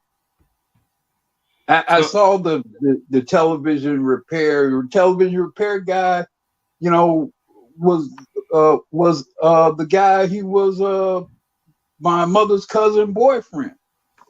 The guy who did refrigerator repair. Guy lived a couple of houses down from us. The dry clean. I mean, I saw black-owned dry cleaners and laundromats, and you knew these people. It wasn't just like they just were some strange, different people of some different demographic background, holed up behind bulletproof glass. No, you knew them. You knew their wives, because very often these were mom and pop businesses, and then you knew their children, or in some cases their grandchildren. I mean, you knew those people. But if you haven't really seen that, because you're, a zillennial or millennial or whatever, or even in many cases Gen Xer, then you have this view about the black people can't run businesses, or black people, and that's crazy. That's just not true at all. yeah, so you think that the problem is we don't support it because we're not used to seeing it. That's And definitely a part of it. That's definitely a part of it. Yeah. yeah, and then once it seems like once me and Roger talked about this before. Um, we would say like once a black business screws up one time, it's a black business. If a white business or a Latino business screw up with us one time, it seems like that they're pretty forgivable, and you'll go back and give them another chance. But they're all individualized. But once one black business screwed up, then all black businesses look bad. You know. Well, that's because you didn't really probably want to, support their black business to begin with. Obviously, it's kind of like, the black business is the guy you didn't really want. The white business is the guy that you wanted. So the guy you didn't want is on a short leash, right? And when he fuck up, you quick to get rid of him. But the guy you really want, he can fuck up a couple of times because you really want to be with him. Same, very, very, pretty much the same principle. Hmm. Yeah, but I don't know. It seems like I don't know. It seems like it's a jacked up principle when it comes to supporting our own. Oh, and I mean like this. It's not like that. I'm saying that we are obligated to support our own, or we're obligated to support or you know black men and whatever we do. But wouldn't it be nice? Do you really think Jewish people don't feel obligated to support Jewish people? Do I feel like Jewish people don't feel obligated? No, I don't feel Do, like do that. I you feel really believe that let me ask you this way because I'm asking you in a confusing way. okay. You goddamn right Jewish people feel obligated to help other Jewish people. Yeah. Fuck, look at Hollywood. Watch the credits on any goddamn television show or movie, and I dare you to tell me that Jewish people don't feel obligated to help other Jewish people. Hmm. You know, so we the only motherfuckers talking this stuff about not feeling obligated to help each other. Why is the Korean the beauty industry controlled by Koreans? That's Koreans feeling obligated to help other Koreans. Hmm. Yeah, but So we the only people talking about not being quote obligated to help each other. We the only ones thinking like that. Well, you know, if I give you the idea that if I gave you the idea that I was implying that, you know, then it is a part. And I've said this before, it's a part of my programming, and I do understand that some things do need to be deprogrammed within our people. And I'm not a perfect person, and I got some things to work on myself. But in my mind, in a perfect world for blacks, yeah, we do help each other out. I mean, that's the only way any people progress. That is them actually working together and being obligated and responsible for each other's success. That's the only way any group progresses. Mm-hmm. It's not just by sort of randomly, well, I might do this, I might help you, I might not. No, the world is too competitive for that. No, you have to willfully seek to help and support your own. That's your only chance, especially if you are a minority both in terms of number of people and certainly a minority in terms of ownership and resources. You have no choice but to help each other if you intend to want to compete and succeed in any way. Now, if you don't, you want to continue to maintain this kind of underclass status, then yeah, we should continue to do what we're doing. No, and I mean, I don't know if we'll see that in our lifetime. I really don't. And it's not that I'm being very doubtful or being pessimistic. It's just that from what I'm seeing right now, from what I'm seeing out of our people, I don't know. I might be a 90, 100-year-old man before I see something like that, if I survive that long, of course. Yeah, but I mean, there's lots of reasons to draw that conclusion. I am similarly pessimistic, so I get what you're saying. Yeah, but yeah, listen up. I got 53 watching. I actually got 53 likes for this broadcast, and oh god, I got a dislike. You know what I do when I get a dislike? You celebrate. Now I'm feeling objectified by your male gaze. Damn. What scene is that? I don't remember that scene. What movie is that? I don't. The male gaze. I don't know. It was a sound bit that I ran by, but I just put Samuel Jackson from Pulp Fiction. That's funny. That's very funny. Your male gaze. Yeah. Yeah. So no, I mean you're right. There isn't much to be particularly optimistic about. You know, it probably will require some sort of emergency or series of emergencies and catastrophes for folks to really kind of come together. You know, I mean, I guess slavery was kind of a catastrophe. You know, Jim Crow, was kind of a catastrophe, and during those times there was some degree of amnesty amongst Black people, particularly Black men and Black women, some degree. But there was a lot of maladaptive activities, kind of, undercurrent of a lot of misbehavior as well. So, maybe we never really were what, folks sung about in songs, pre-hip hop, maybe that was all kind of mostly a mirage. I don't know. No, yeah, we have a, and what I noticed about us as a people is that we care tons more about symbolism and getting our asses kissed, and than to actually have something tangible and forward moving, um for us as a people. Is like we would rather feel good than to actually have something. And that deeply troubles me, because you gain nothing from symbolism. You gain nothing from empty, hollow ass, uh, you know, just empty, a bunch of nothing, basically. I think Black people embrace symbolism, based on what you describe, in large part because it's easier to look rich than to be rich. A lot of things that a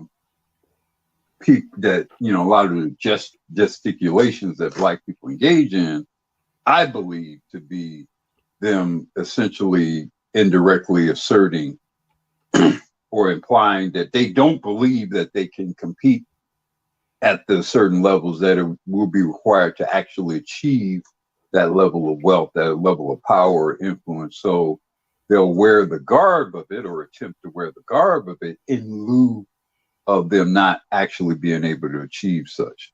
So it's kind of like a negative confirmation type thing. You don't attempt to actually try to pursue wealth because you don't really think you can achieve it. You don't achieve it because you don't, it's just sort of like a vicious sort of loop of failure. But I think most Black people don't. I think most Black people, if they were honest, don't really think they could compete, in outside of obviously some sort of athletic performance. I think the vast majority of us don't think that we can compete. And it's sad too, because, most, especially white people. Now, I would say this is less so for like, let's say maybe Indian people or Asian people. But most white people that I have encountered throughout my life, and I've been in, most of them are fake Jaking and perpetrating. The vast majority of them are. I mean, this is my view of white people. There's a good about 10% of them that are positively brilliant and brave and prophetic and whatever. And we see them with the Bill Gates and all that kind of stuff. That's about 10% of them, tops. And they carry the rest of the motherfuckers. I'm telling you, that's been my observation of white people. That's the totality of white people, in my view. A few very powerful white folks carrying the rest of them. Yeah, my view on them is that they haven't gotten very far without help. Stealing and manipulating and divide and conquer. Yeah. But most of which they haven't gotten without our help. We give them our help, our blood, our sweat, our tears, but we don't stick around long enough to take our share of the spoils, and that's what really messed up on a lot of levels. But to be fair, you got to be able to take your share of the spoil. I mean, look, if you fight a war, for example, you can't force the government to give you your GI Bill. You can request it. Maybe you can get an attorney and try to sue for it. But if they create some kind of monkey ass process that just happen to triangulate over in the shit that most black people are going to struggle to deal with, guess what? You could do all the claiming and trying to claim. You could try to claim your 40 acres and a mule. I'm sure many of us did. That don't mean they got to give it to you. Yeah, you do have a point, because we've been trying to get that for like over 100 years, and Yeah. You could want reparations, but that don't mean they're going to give it to you. Black people been wanting some form of reparations forever. That don't mean they got to give it to you. But you know, so it ain't just about what you. It's like you were saying with like black men earlier. Yeah, some of it we were remiss. Some of it we did not have the insight in terms of the effect. For example, of all this independent woman shit and all this. I don't need no daddy to raise my babies. Yeah, we were short-sighted. We were myopic on a lot of that. And part of that was a product in part because of this sort of mommy worship that a lot of us have been bred into. That's a huge part of the problem. You know, where we kind of basically deify the mother, the black mother, and that enabled a lot of this single mother stuff. That's why that's been particularly effective amongst black people in a way, and to the degree that it's not as potent or effective amongst non-black people, because we already were worshiping our mom on some foolishness. So if you worship your mama and mama said, I don't really want, I need your daddy, then who's gonna fight for daddy? Yeah. You mean you can see that in things like Mother's Day, and you know, like if you try to get into a restaurant on Mother's Day, it's damn near impossible. You know, I mean, it was crazy yesterday because between my wife and I still got a couple of my aunts here, and so Mother's Day is always usually one of the busiest days of the year for me. Yeah. Oh yeah. And I mean, like, yeah, and there's nothing wrong with loving our mother, but is the father that makes that sacrifices his body basically to make sure that the food is on the table. To keep mama from having to do things like that. And it So just like I said, it's the John Henry thing. You're supposed to sacrifice yourself until you die. And maybe folks will remember you and sing a song about you. That's it. I'm sorry. That's kind of how we've been viewed, how we're supposed to be. I mean, you even had what I've heard in like the social media where women say they missed the day that they missed the time where Papa would die early and leave everything to Big Mama. I mean, you got chicks saying shit like that. Yeah. No, I believe you because I've seen that a couple times. Mm-hmm. Yeah, and I mean, like that's just what they think about us, I've also seen the fact that this is what one I used to see back in the day. Oh, the reason why grandmother didn't leave because she didn't have the education or the resources, and she stayed with your granddaddy anyway. And my thought immediately is like, if she had left granddaddy, your stupid ass wouldn't be here. Right. It's funny how they don't think about It's funny how they don't think about that. Oh, God damn. Like, shut the fuck up. and that again, I'll go back to what I said earlier. That's why I don't listen to women speak very much, because just most of them are idiots. I'm sorry. Yeah, they are pretty stupid. They don't have to have any real accountability for a lot of things that they think and say. That's my broader point. I'm not saying that they're not naturally intelligent people. I'm just saying that they don't have to really be accountable for being thoughtful and having to actually prove and substantiate the ridiculous shit that they say and think. And men usually, because of other men, are usually made to be more accountable for what they think and say. Yeah, so that's why I don't give a lot of credence to what a lot of women say.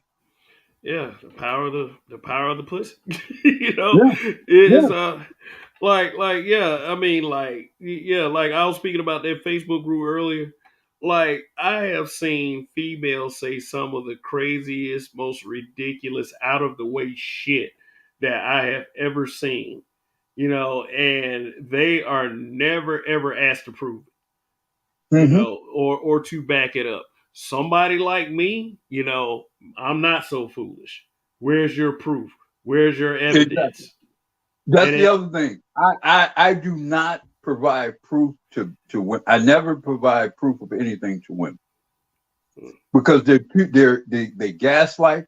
They're intellectually dishonest. You can bring them before the scribes from God Almighty Himself, and they'll question the authenticity of it. I don't do that. I don't play that game with women, and that's something that black men, I would say across the board, you're not worthy of my proving anything to you. You're not, because you're not going to be as responsible for what you say and think as I'm going to be responsible for what I say and think. You're not an equal to me in that regard. So no, I will never provide you with proof of any fucking thing. well, yeah, it's no need. If you want proof from what I've said, go get you a man and ask him to provide that proof, and then maybe I'll give it to him. Because at least he's gonna probably have to engage in a mature conversation with me. You're not gonna do that. No, not if it doesn't serve their agenda or whatever narrative they're trying to push. Exactly. Because the second you try to I don't play those games with women. I don't play those games with females. See, Jamil Sword says, name a person more free to speak their mind no matter the situation other than the black woman. All gas, no breaks from the black women. Mm-hmm. I mean, that's true. They Mm. can say anything. They can say anything to white people, black men. You know, the only people they can't really say nothing to is the Asian beauty store because he Yeah. might check that one day. Yeah, they don't play that shit, and then they'll go back every The time. real guys don't fuck around with that. Yeah, they'll go back like an abused girlfriend. Sorry. Exactly. Like Exactly. now in Tulsa, where you remember that black woman got Mm-hmm. attacked in front of her baby, in front of her Mm-hmm. baby. Then all they had to do was offer 50% off, and there was a line around the corner. And Exactly. then you And the had 50% off, they increased it by 50%, and then they put a 50% off sign in front of some shit that they had previously increased by 50%. like So Jesus. they made more money after that incident. They probably made more money that week after that incident than they probably had made 3 months prior. Mm. Yeah, Yeah. bitches standing in line to get up in that joint. And then you had black men outside the store protesting. And I mean, that's so sad. Now that's your Out there. costume, sir. That Dr. Tiosan Johnson. That's just some weak man. That's some bitch made type stuff to do that, man. Black men protested, and then you had black women going off on them black men. Don't go in there, sister. Don't go in there. Oh, come on, man. Yeah, like Patricia Coley. Patricia Coley says black women must be the one to love themselves now. That's the gift of KS. Okay. Well, like what that incident really showed me was black women don't really love other black women. You know, if they cared about anything, if they cared about all this protection they say they're not getting, or you know, the fact that, you know, they're being mistreated, they wouldn't have never went to that store again. They would have never went to that store again in honor of that black woman who got attacked. But once they did that 50% off, all that shit went out the window. Now, Tyrone Muhammad, remember that guy? Mm-hmm. Yeah, that Oh was some man, foolishness. That yeah, was that some was some foolishness. foolishness too. But you say honor as to like that's something that women like have. No, that's no honor, man. Come on now. You Oh know, man, not in general. A woman has to be taught to be honorable. That's not some shit she gonna kind of naturally embrace. Mm. And usually that's a man's gonna have to be in that household to teach her what it means to be honorable. Somebody, either father ideally or uncle or papa, somebody gonna have to teach her to be honorable.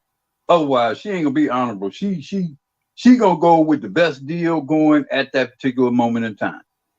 If that means stepping on some other sister's head to get, that new weave or whatever, she ain't got no problem with that. She ain't got No, no not at problem all. with that. No, not at all. And that's all the more reason to not really take them seriously like that. No, Uh, uh, no. Yeah, let me respond to this with hybrid catastrophic impact. X83rd Power said, I never have seen groups of black men celebrating the death of black women, but I've seen so many black women celebrating KS death. Now, we have a few people that are trying to spread this narrative right now that black men laughed at the death of Sandra Bland. Who's the other one? Where did that happen? Where did that No, happen? it didn't. It didn't. The motherfuckers are lying. They're lying.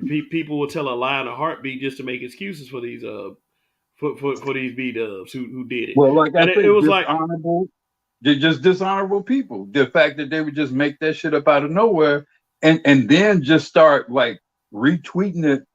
See, that's what you're dealing with. And so when you going back to your original subject about the reputation of the Black Manosphere, you can't really maintain some broader favorable reputation of Black Manosphere in an environment where people will lie about any damn thing at any moment, at any time. How do you maintain any sort of broader positive reputation? Because as soon as you say or do something they don't like, they're going to start telling lies on you. You gay, you broke, all that type of shit. I mean, will lie in a fucking heartbeat. You And know?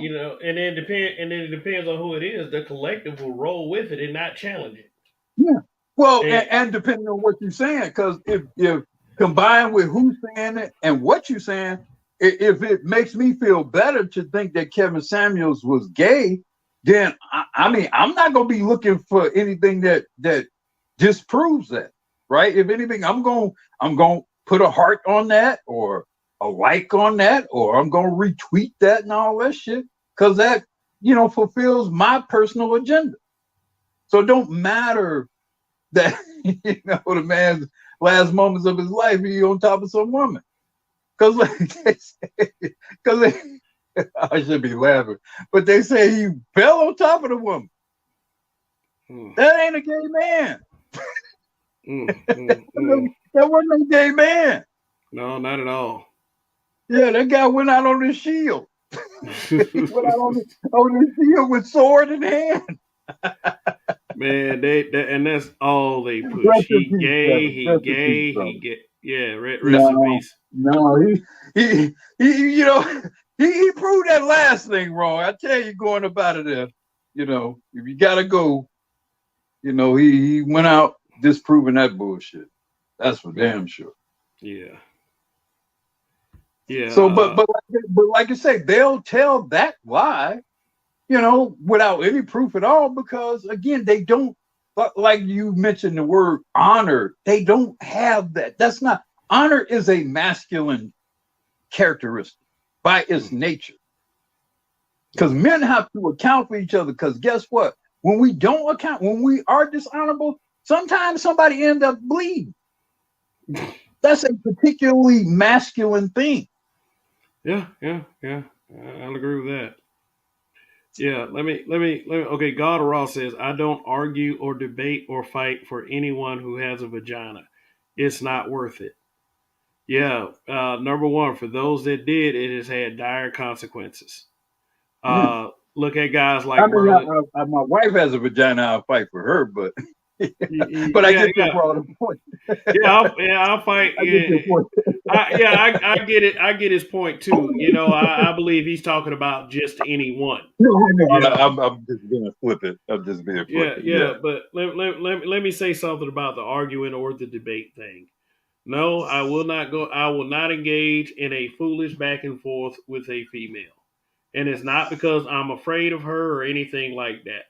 But if she comes to me with a question, I am going to answer that question truthfully. And if she doesn't like my answer, tough fucking titty. Period. Yeah. Yeah, there's nothing Tough, wrong. tough Look, titty. there's nothing wrong with engaging women to some degree. It's just that I would be careful about expecting. I Any don't kind of put any this kind way. of logic. I don't put her at the same level of accountability and responsibility that I'm going to put a man, because I know she's much more apt to say whatever is emotionally convenient for her at the time. Yeah. So I can't. I'm just not going to invest too much in that. Yeah, I mean, it's not worth the headache. It is just undue stress. It's not. It's like when you deal with people that say foolish shit. I mean, to try to convince them to be a sensible person, that's futile. It's futile Yeah. at the end of the day. Yeah, I mean, but they are informative. Like, people debate the merits of what Kevin Samuels was doing with those women, but again, I think that's another instance of us being somewhat myopic, because I never viewed those discussions, in my view, I never viewed that from the perspective of saving these black women. I just never, because look, fuck, I mean, they pretty much are what they are past like the age 16. Because once they start growing tits and ass and people start, telling them how beautiful and whatever, they get kind of stuck there. And usually they got to be almost damn near dead before they actually start to see the light of things. But then, of course, by then it's too late. Yeah. But as long as they think somebody want to fuck them, they ain't thinking at the same level of a man. No, They're not at not. all. No, not at all. Let me give you an example that is kind of related to what you're saying. Um, like that blue app Facebook, which as far as I'm concerned is an app for feminists at this point. Um, there can be a black man actually trying to have a logical conversation with black people, not in particular black women, and that post does not get that much attention.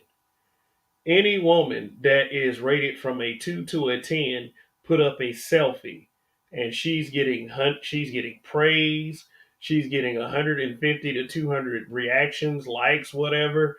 So really is like what that does is that gives them absolutely no reason to be logical anyway, because once you tell Exactly. them because once you tell them the truth about how they look, well, you some kind of brickhead girl that just took a selfie in a mirror, and you got all these dudes kissing your ass. You really can't tell her anything.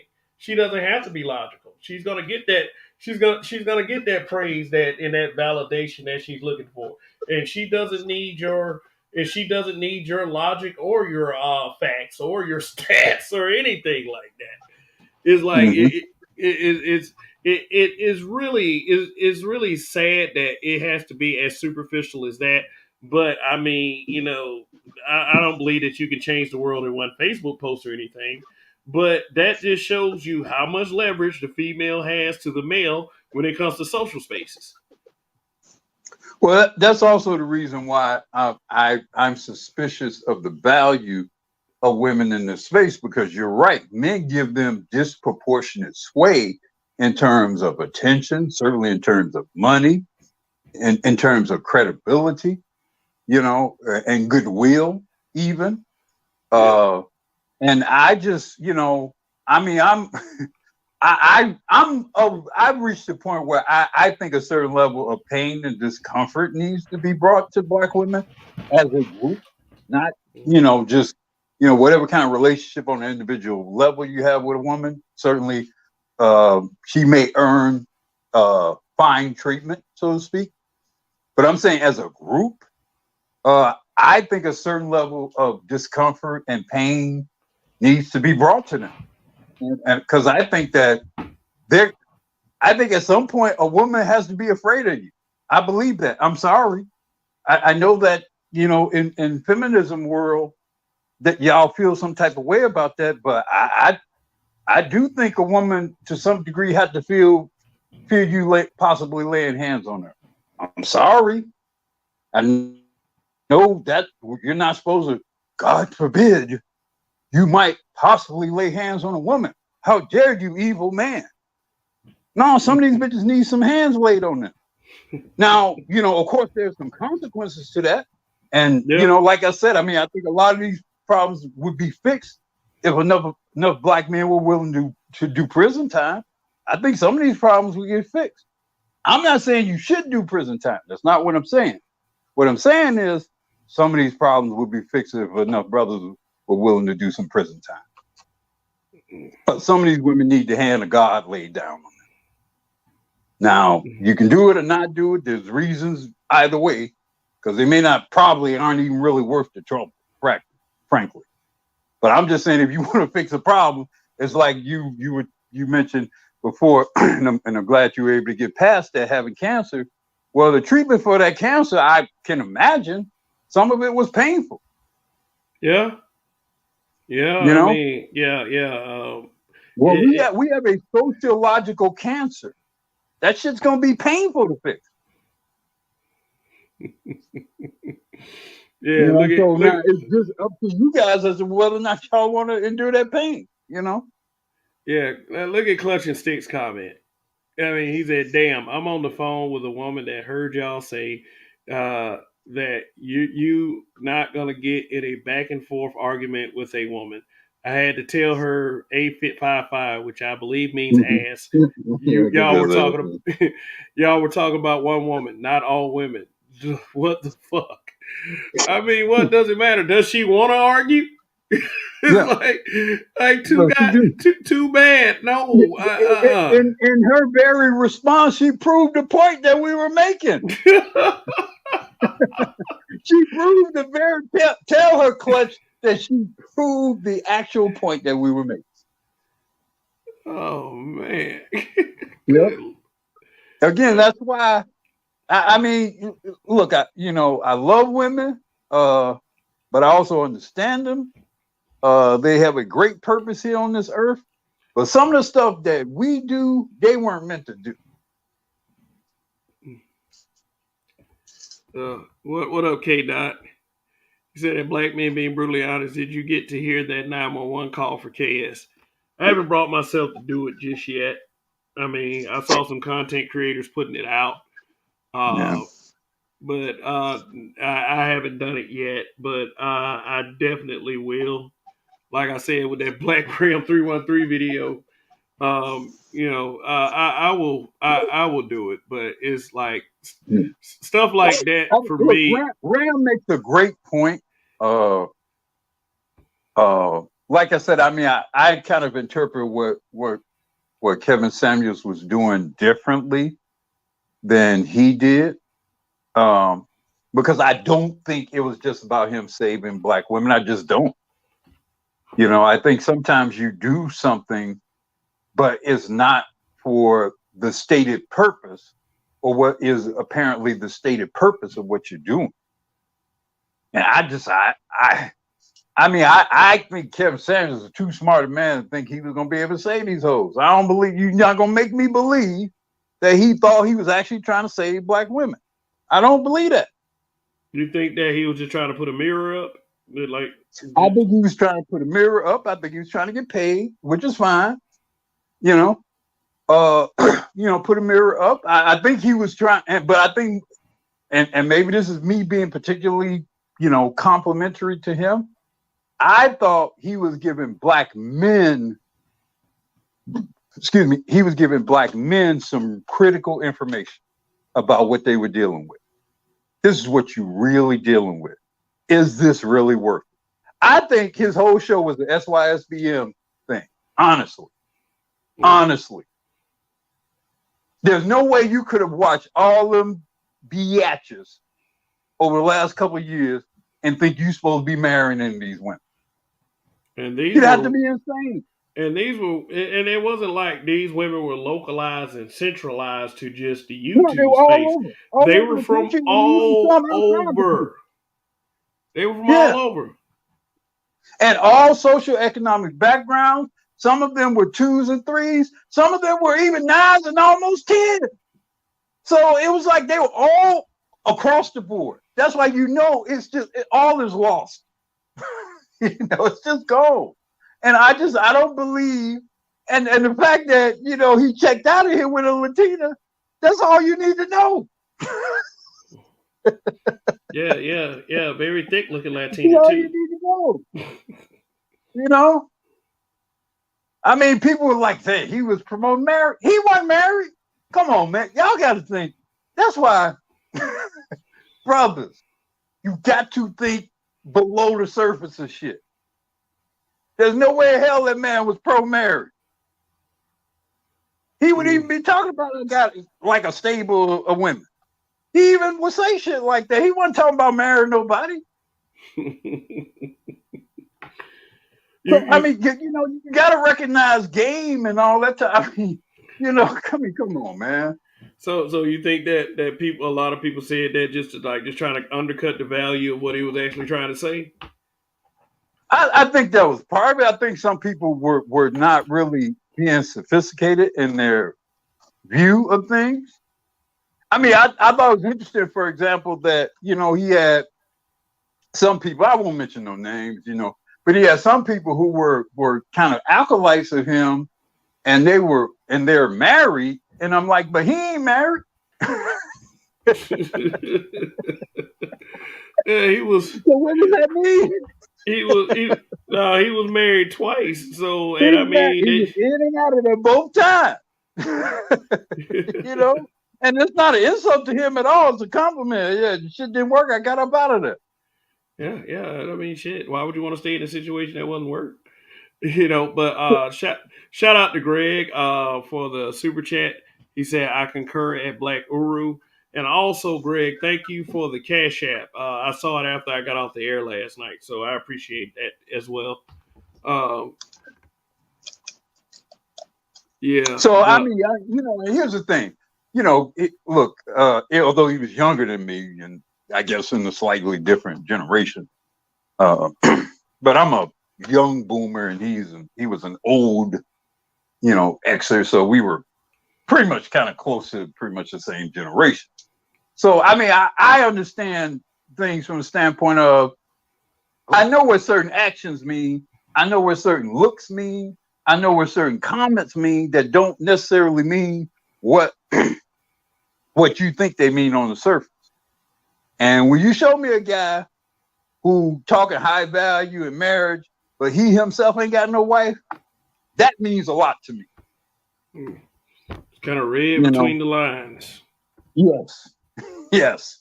So all this criticism of him promote marriage, I mean, look, if you believe most people are too stupid to realize what he's really trying to say, because he was trying to he was basically trying to promote polygamy and man sharing and stuff like that, and so like I said, you got to read between the lines.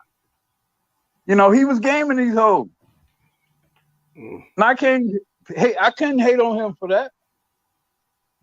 He was gaming them. He was using them. But like I said, as much as anything, he did two great things for black men in the Black Manosphere. He showed you who these bitches are. Is this your queen? To paraphrase, Black Panther, is this your queen? That's what he did. And he also expanded the audience for this media, for the Black Manosphere. I mean, he did. There's just no question about that. And I mean, and that much alone, black men, particularly in this environment, especially if you're a content creator, you should be appreciative of that, even if you don't necessarily agree with everything he said. Yeah, I mean, you don't have to agree with everything he says, but I don't even agree with everything my mama said. So what? Shoot. Yeah, but I had a request to play the audio of the 911 call. You say you haven't heard it yourself yet, have you? I've heard it. It's sad. It's troubling. Yeah, I've heard it. It's not that long. I don't think it's that long. Like maybe 3 minutes or 4 minutes or something like that. So. Yeah. Okay. Well, I'm gonna what I'm gonna do is I'm gonna go ahead and play the video that I found. I mean, I'm gonna put up an overlay of the Kevin Samuels photo. You Okay. know, but yeah, but let me see. All right, just use discretion for those of you that are watching. But this is my first time hearing it, so uh, here we go. Okay. Forgive that opening music. Yeah. Let's see. Pretty haunting over there. Come on, man. Who put that? You Yeah. don't know if it's a apartment. Okay, here we go. Okay. Apartment. Oh my god, I fucking know. It's Kevin Samuels' You don't know if it's a house or apartment? Oh, it's an apartment. Okay, what's the apartment number? I know. I just need to give him CPR. Just please, just ask the front You need an ambulance? Yes. Okay. Are you listening? Hold on, ma'am. I have to connect you with the ambulance. It's Kevin fucking Samuels. I understand, but I have to connect you with the ambulance. Are you okay? EMS, what's the address of your emergency? Is he awake? No, he has an irregular rhythm. I can feel it. He's breathing in and out, but he has an irregular rhythm. It's probably his heart. So I need you to get here with the fucking. Stop him. Ma'am. Come on, Kevin, you got it. Oh, come on, just try to breathe. Come on, you got it. Come on, think about your mom. Think about your daughter. Let's go. 1, 2, 3, 4. 1, I'm sorry. 2, 3, It's 4. wrong. I need to call the front desk to get an AED. He's not gonna make it. 1, 2, 3, 4. 1. But ma'am, I don't want you to disconnect because something can happen while you disconnect now. I understand, but I'm saying I need an AED. If they have one downstairs, I need to get them up here now. Are you able So to speak to the neighbor, ma'am? Real I'm quick, gonna and hang ask up them with to help you. you? I hang up with you, or you call them in the front desk and give me a fucking AED right here now.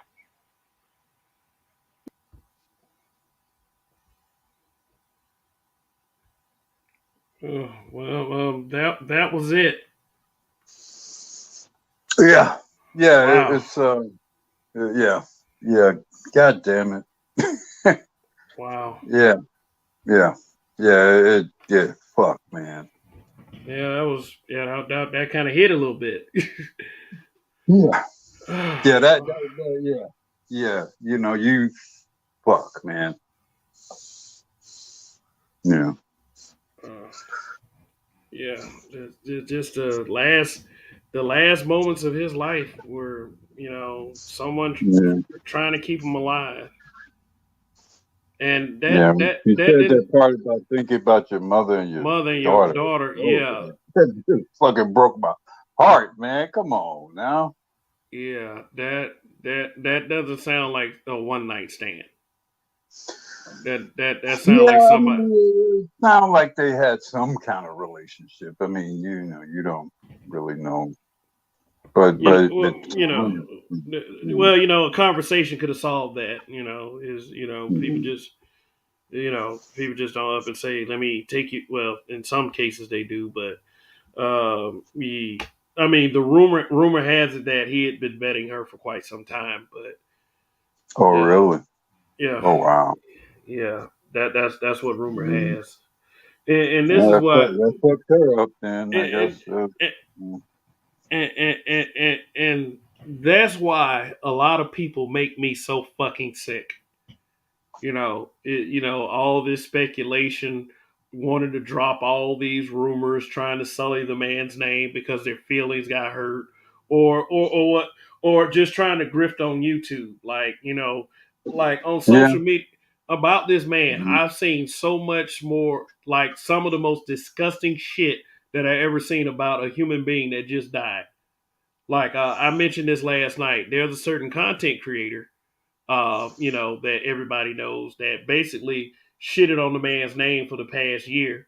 That I don't know, somebody made a video with a cutout, of the four guys, the lead attorney, mediocre stories and reviews, Dennis Sperling and Kevin Samuels. They had a fire in the background, and it said, Kevin Samuels and his friends in hell. And this is a woman or a man who? No, this is a woman. This is a woman who talked about she's a content creator that everybody's name that you know. Okay. Yeah. You ain't got to say it. Yeah, because I will say it, and it's probably going to start a shitstorm. Mm.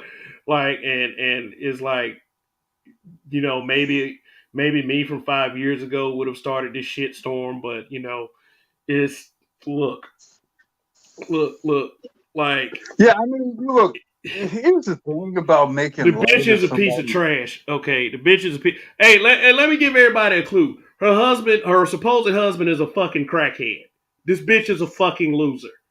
That's what I'll say. She's a Mm. fucking loser, and she needs YouTube to survive. People like me, I don't need YouTube to survive. I like being on YouTube.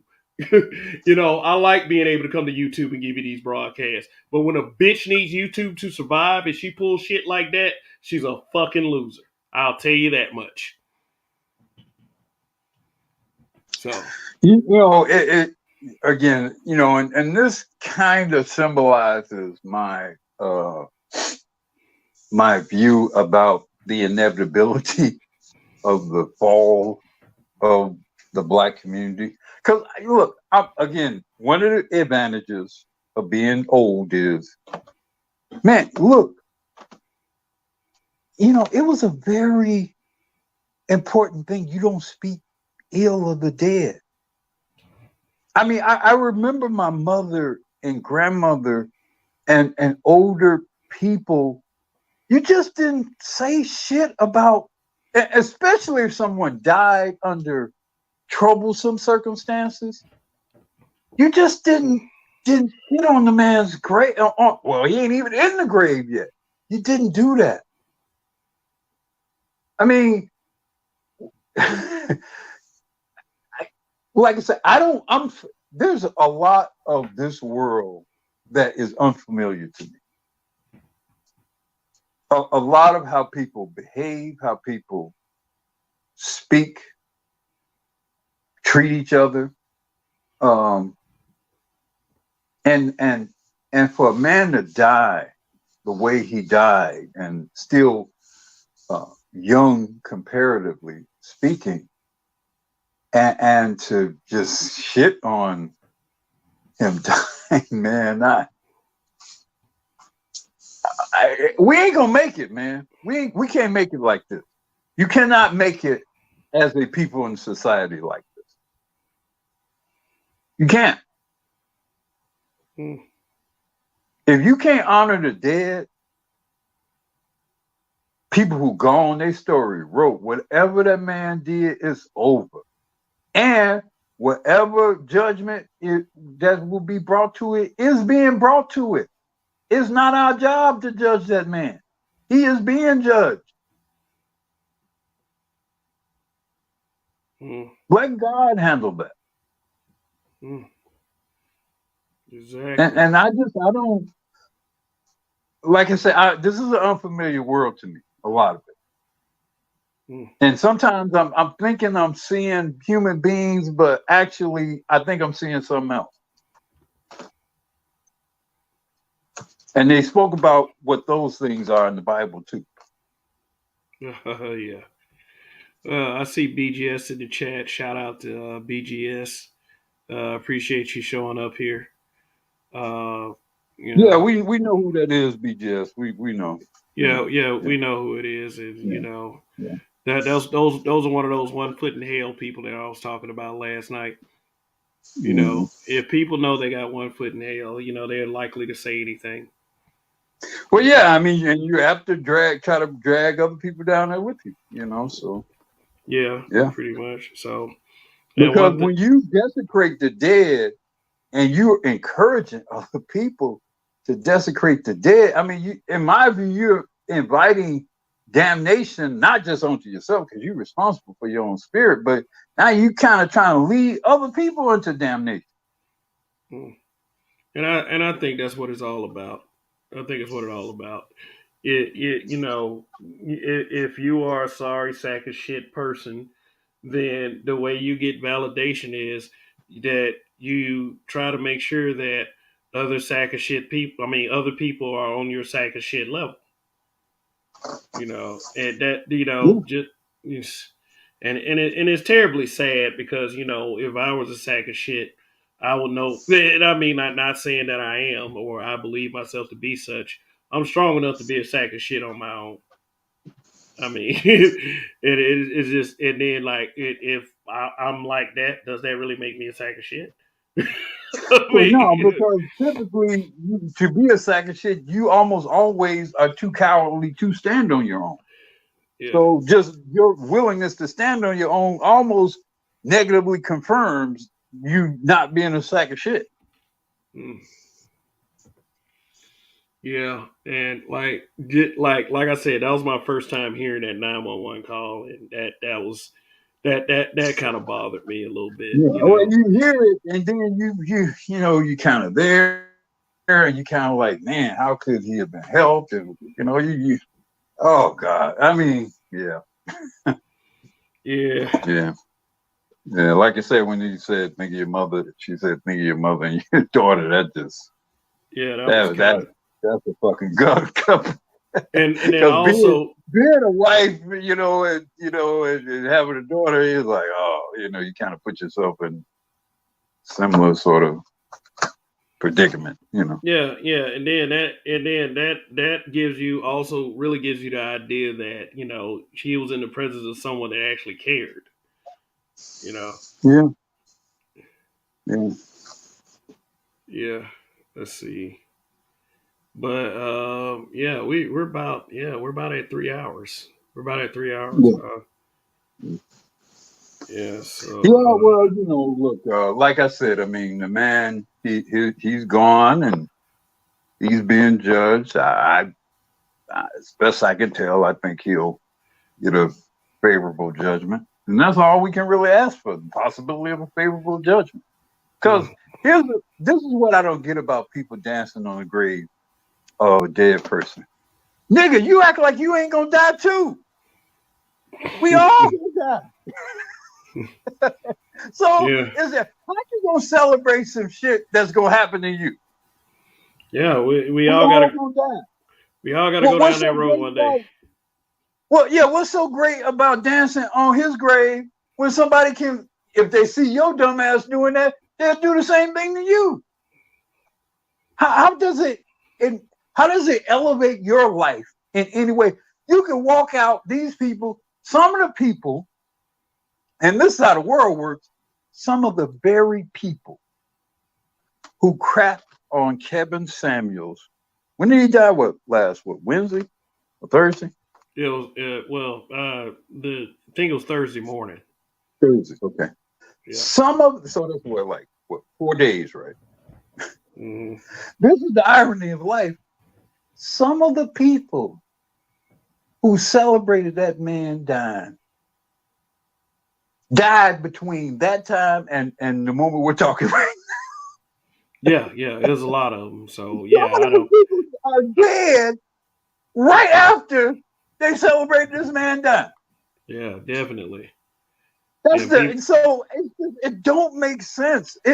Look, if some of us got out of dying, then okay, maybe it kind of makes sense in a certain sense. I mean, an evil sense, but in a certain sense, okay, well, it ain't gonna happen to me. Like if I was, I don't know, Zeus or somebody, maybe I could laugh at, humans dying, Mm, but I'm gonna die too. So I'm not gonna be excited about somebody else dying. mm. It's the weirdest thing. Yeah, It's it's the weird, weirdest but thing. it goes back to what I was saying about how fix we cannot fix the reputation of the Black Manosphere is the fact that people do just simply do not like the truth. It's No. not the reputation was not created by the content creators. The reputation was created by a bunch of butthurt individuals that Yeah.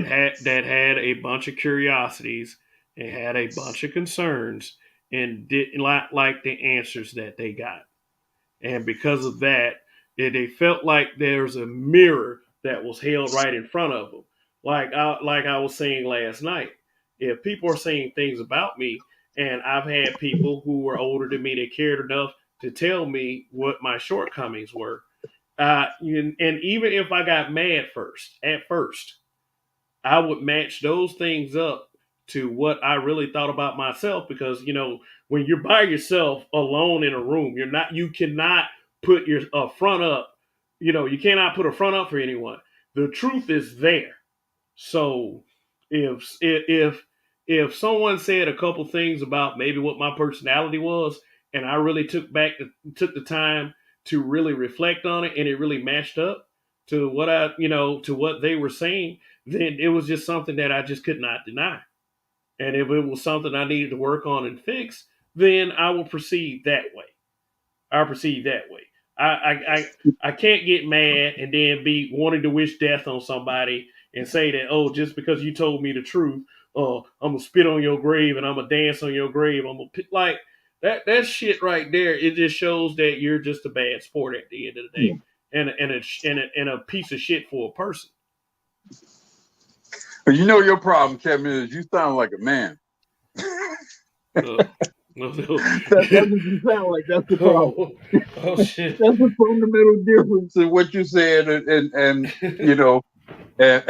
how these other people, because that's what men are supposed to think and do, and in a better world, and maybe in some cases a simpler world, that's how men handle things. And you certainly didn't have women, like I say. I mean, you definitely did not have women speaking ill of the dead. I mean, I come up during a time where people almost were scared to even talk about dead people to some degree. Or they were very careful about how they talked about people who had died.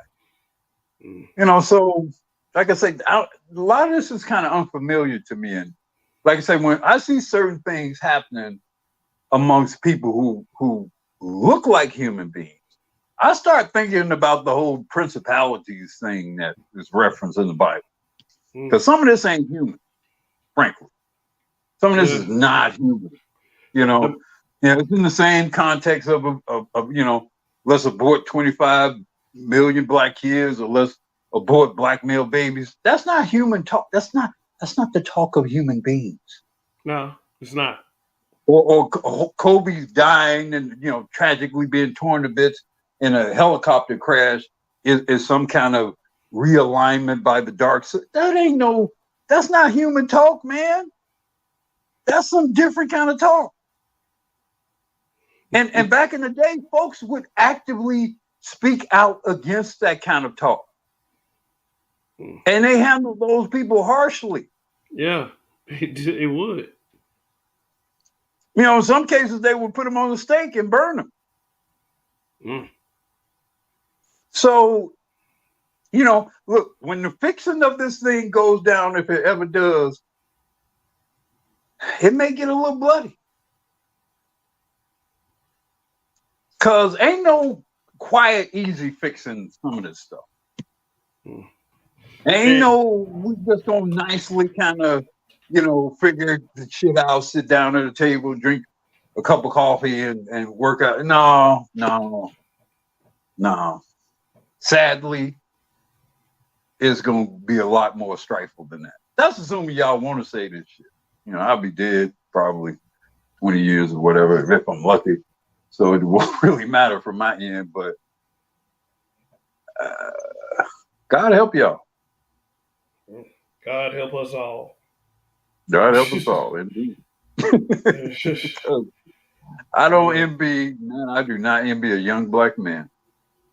And that's a sad thing. See, you don't envy a young black man.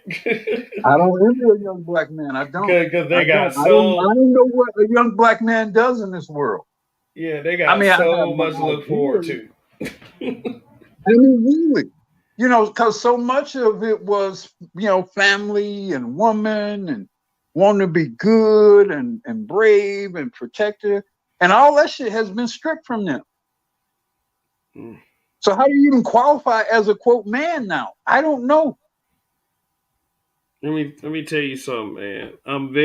I'm concerned as like I'm approaching middle age.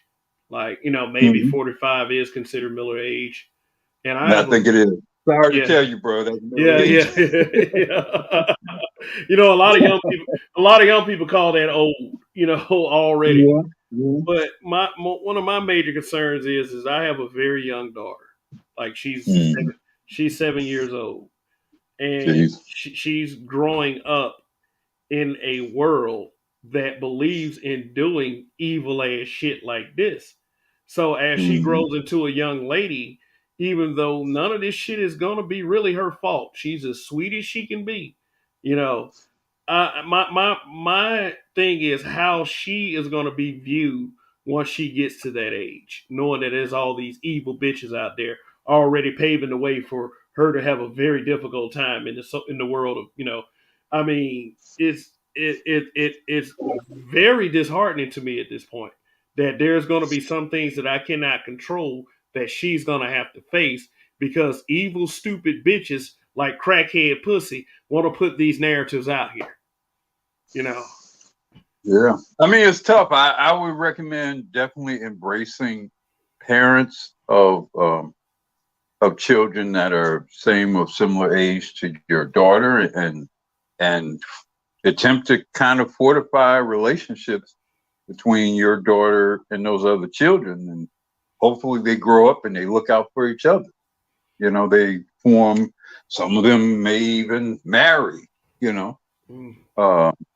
You know, you have like-minded parenting, like-minded community.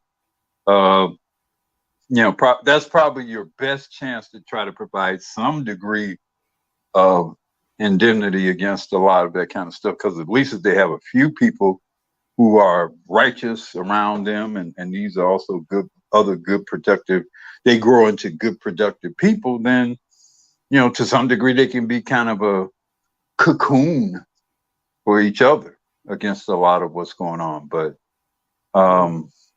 like I say, I try not to be too pessimistic, because it's not fair for old people to shit on the prospects of young people. It's not fair at all. And that's why I've said, you know, and I'll maybe let you go with this, but I think ironically, to save Black community and Black women, I think Black men are going to have to separate from them sort of legally and become a separate group in terms of operating in this legal environment, this judicial environment, this media environment, because they're dragging us down into hell with them. And we got to figure out some way to stop that. And you're not going to reason with them. There's not going to be, we're going to, like I say, all sit there, because they're not men. You can't trust what they're going to do. You can't predict you can predict they're going to try to sabotage you when it's of their convenience. Yeah, you can predict that. But you can't really trust and rely on them upholding their end unless you have some actual leverage against them. And right now, the way things are set up now, you have no leverage against them. So you can't broker an honest deal with them. Yeah, whether it's in a personal relationship with a marriage. You can't broker an honest marriage with a woman, Black or otherwise, but especially Black. You can't, because the court system, all that is set up so that once she changes her mind, fuck with you, whatever deal you thought you had.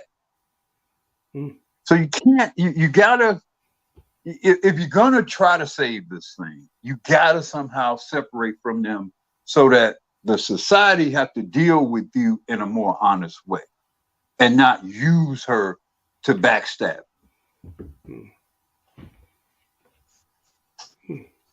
And I will say I appreciate you having me on your panel, Kevin, this evening. And it was a good talk. And, you know, God rest Kevin Samuel's soul. Like I said, I think we should appreciate his contribution to this environment. And I do think it will have some enduring effects, and in a mostly positive way. So thanks again. I hope to visit you again soon, Kevin. Oh yeah, definitely, man. You know you're welcome here at any time. So I do appreciate you coming up. Thank you. And I do agree that this was a very good conversation. One that I might replay tomorrow just to go back and listen to. But have a good night. All right, you do the same. You do the same.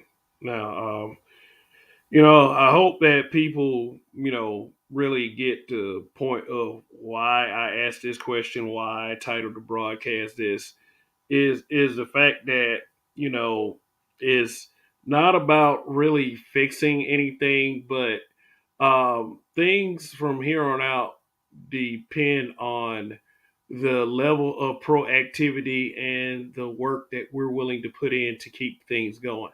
There's going to be there's a lot of bullshit that is being said about this space, and there are a lot of naysayers.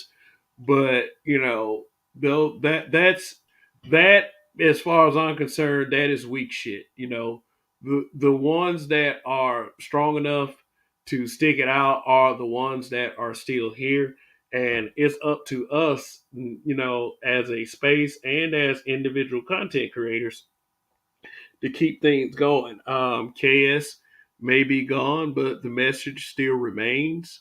Um, here's a couple of things though. My suggestion is that yes, we do fortify the space. We fortify the space with like-minded individuals with similar goals, not necessarily the exact same goals, and we and we go from there. We put all our ideas together, and we start moving this thing forward, because if we are dependent upon, you know like I said, we've always been saying, if we somehow become dependent upon the cooperation of females, then we're going to stay anywhere from stagnant to just fuck it. And I don't want to see that for us. Southpaw 2K1 is an associate, but it's like, wow, the disgusting shit that that we've seen in the past week. If we can endure that, we can endure anything in the space. So I do believe in the content creators that remain here. There are some very good ones. There may be some ones that you might not necessarily uh, enjoy seeing or watching or whatever. But for the ones that do, just listen to what they have to say. We give a lot of food for thought here, and then if you listen hard enough, you'll hear those solutions that you guys are clamoring for, as you say. So there's plenty of gems being dropped here in this space, not just on this channel, but channels like the Roger Report, channels like Black Ram 313, channels like BGS More, even channels like the Logic Sphere. I mean, it's we all have something to contribute in place of our fallen brother Kevin Samuels. Uh, I mean, that 911 call, wow. So anyway, how do we fix the Black Manosphere's reputation? Or can we? We don't. We do shit around here twice as hard, maybe even three times. And we reinforce this message amongst men. Real ass motherfucking men. And this is what I will leave you guys with. Uh, well, yeah, some of y'all are coming in kind of late. I see Hammer down there. Phil Brad, what's going on? What's going on? Oh, and Clutch and Stick, you gave me a hell of an acronym right there. So, thank you, chat, keeping it, for keeping it active, keeping it respectful. I mean, all of you necessarily did not disagree, but we hung on and we survived together. And that's what I like to see. So, uh, I'm leaving you with this. Long live the habitual line steppers. I am going to win. We are going to win. Till the next time, folks, peace out. Have a good week.